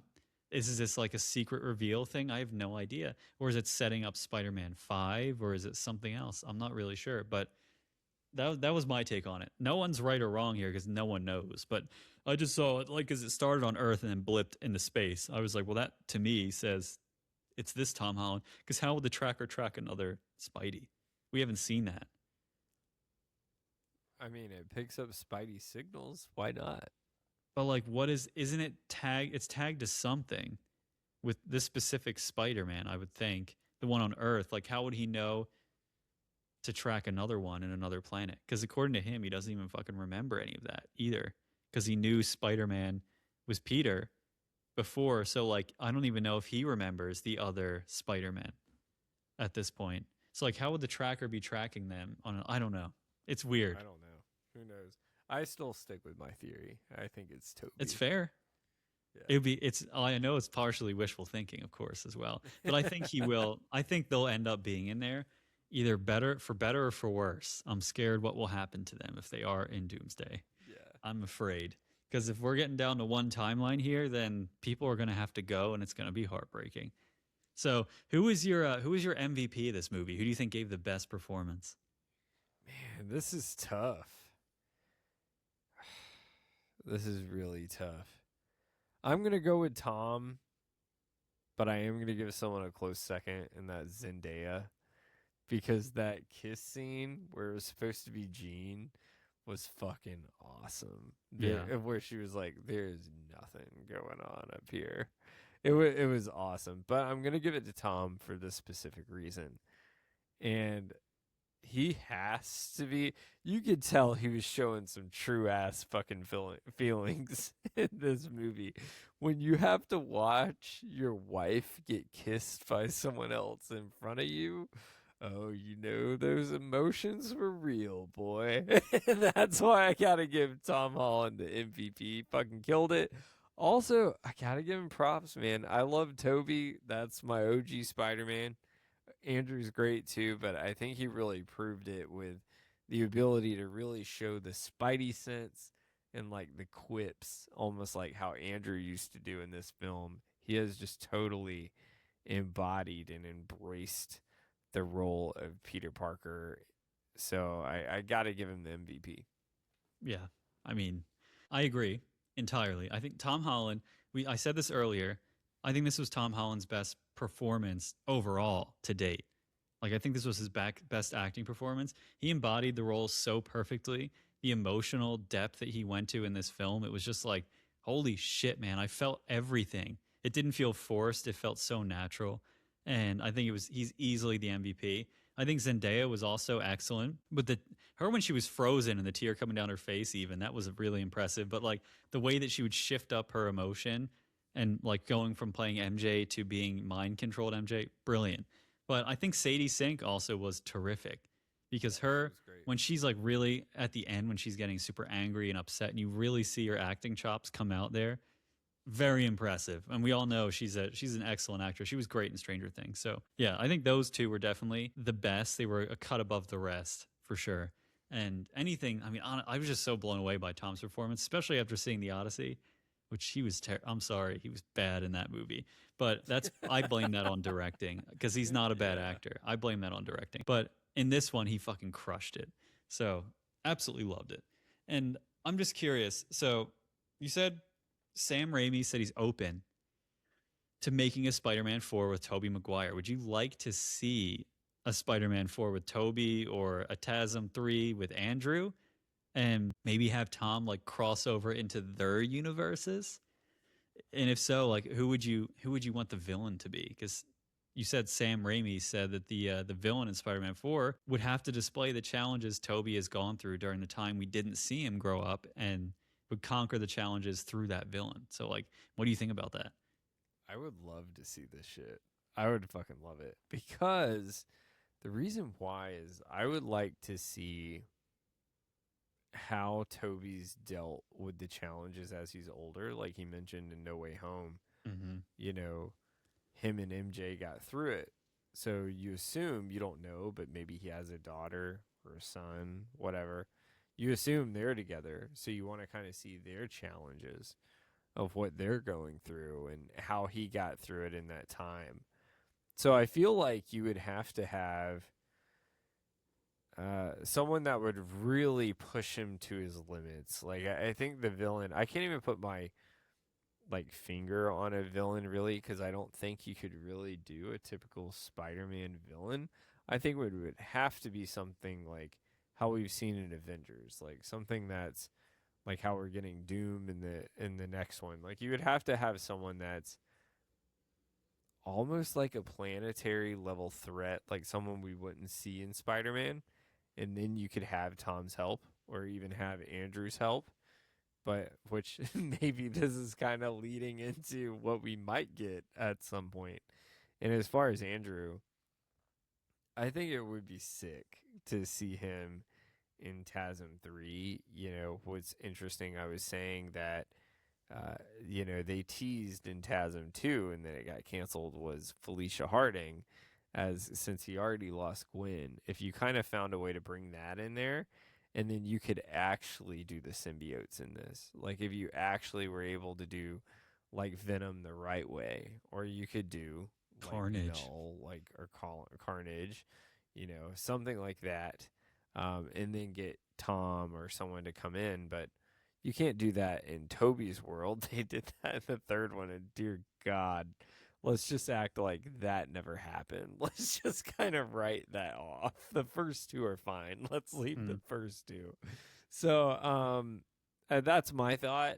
I think I do agree with Sam Raimi. I think it has to be someone that would really push him to the limit of those challenges. Like maybe someone that you could do a Kingpin, actually. I feel like that's a local level threat that you could do that would challenge him mentally, because Toby, now that he is on a older level, you need someone that's going to challenge that intellect versus all these supernatural things we've seen him fight, like Sandman and god awful Venom. That was, dear Lord, that was terrible.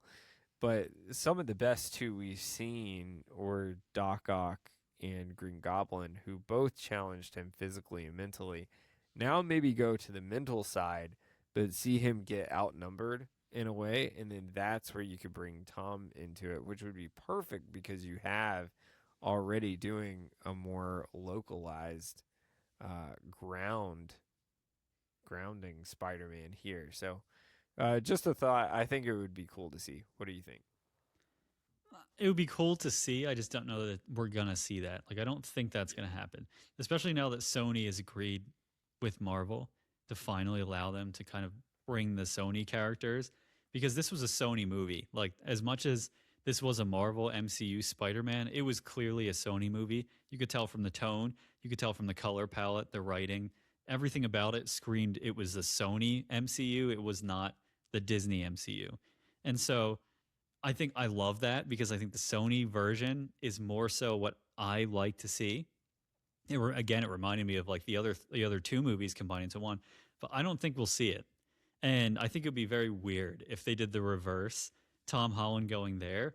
And I don't think we're going to see it, because I think there's a possibility that we end up with one or both of the other Spider-Men getting wiped from the timeline. I don't think that they will survive if either of them are in Doomsday. I think that's kind of why I think the original X-Men are even in Doomsday. I don't think the original X-Men are going to survive it. Maybe one, maybe two, maybe Wolverine, and maybe Cyclops. I don't know, but because they cast new ones, I don't see it happening. I think the new ones are going to be our future X-Men, which is unfortunate. So I don't think it's going to happen, but it would be cool to see, to finally get like that fourth, or to finally get a third of TASM. I think would make more sense because of how they left it off. I would like to see the conclusion of that fight with the Rhino. So yeah, I don't know, but we're not, wishful thinking. We're not getting that. There's no way in hell. But at Comic-Con though, there was a Marvel sign that showed Toby in an Iron Spider suit, which is like, holy, is that a huge fucking spoiler? So do you think you will actually see him in the Iron Spider suit in space? Maybe you could be right about that one, because that one will let him breathe in space. Will Toby and Andrew be in Doomsday or Secret Wars? Like, how do you think we're going to see him? From, you can never go off leaks, but from what I've heard through the grapevine is the Iron Spider suit. So it was basically Toby. We're gonna see him in that, and he had Doc Ock help create it for him after Doc Ock turned like more good in the last one. Remember, he was getting his memory back, and they were sent back. And they were remember, fixed the he chip. talked to Tom, and he was like, "Oh, nanotech." So this is gonna be like the suit he got from him as nanotech for whoever he has to fight, which I That'd be think cool. would just be sick to see like an upgraded Toby giving it his fucking all against something that could be unstoppable. So I think that would be Yeah. really cool. It'd be sick to see him go up against Doom like that, but unfortunately, I just don't. Yeah, you can that's put all tough. you can put all three Spider-Men together, and I don't think they can compete with Doom. Unfortunately, the Master Sorcerer. So yeah, pretty crazy. But this movie was fucking awesome. I'm so glad we got to cover it, and it's just a fantastic film. And I know you loved it. I loved it, and we cannot wait to see what comes next. So, do you have any final closing thoughts here, Chase? No, it's just fantastic. I mean, the last thought on like Doomsday, um, of course, the rumor is too that Hugh Jackman is in it. So I would love to see like Toby versus Hugh Jackman. Yeah. Imagine though what an emotional impact it would be if the OGs like Toby, Hugh Jackman, Andrew, if those guys were killed off. Like I feel like that's the nostalgic emotional impact. Which then you have the whole thing of imagine that. Like imagine if you had Toby or Andrew killed off and then we do have some nostalgia here in the real world of if Doom lifts his mask in front of Tom Holland. Like holy I know. shit. As he's like killing them off. Like that would be fucking crazy. But just overall I thought this movie was phenomenal. I'm still my personal favorite is still No Way Home because I am a sucker for nostalgia in the Green Goblin, William Dafoe.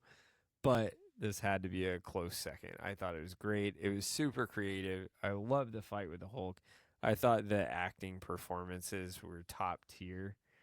There was no one that really did fall flat for me. I thought it was great. Maybe Bruce Banner a little bit, but luckily we saw him mostly in his monster form. So I thought it was great. I'm just looking forward to the next one, which is rumored to be titled Darkest Day, which I don't know how it can get any darker from here. But it was fantastic, man. I give There's this still movie people A+. alive that Peter cares about. Exactly. Someone has There's still to someone to die. kill. Make it the darkest Yeah. day. I wouldn't put it past him. But hell yeah, man. So that's going to do it for us here. So thanks for tuning in for this episode of Talk Fantasy to Me, a Ridiculous Productions podcast. If you enjoyed this episode, please take a moment to leave us a review on your favorite podcast platform. It really helps us reach more listeners like you. Don't forget to like and follow us on YouTube, Instagram, and TikTok at Ridiculous Productions for show updates and more content. Talk to you next time.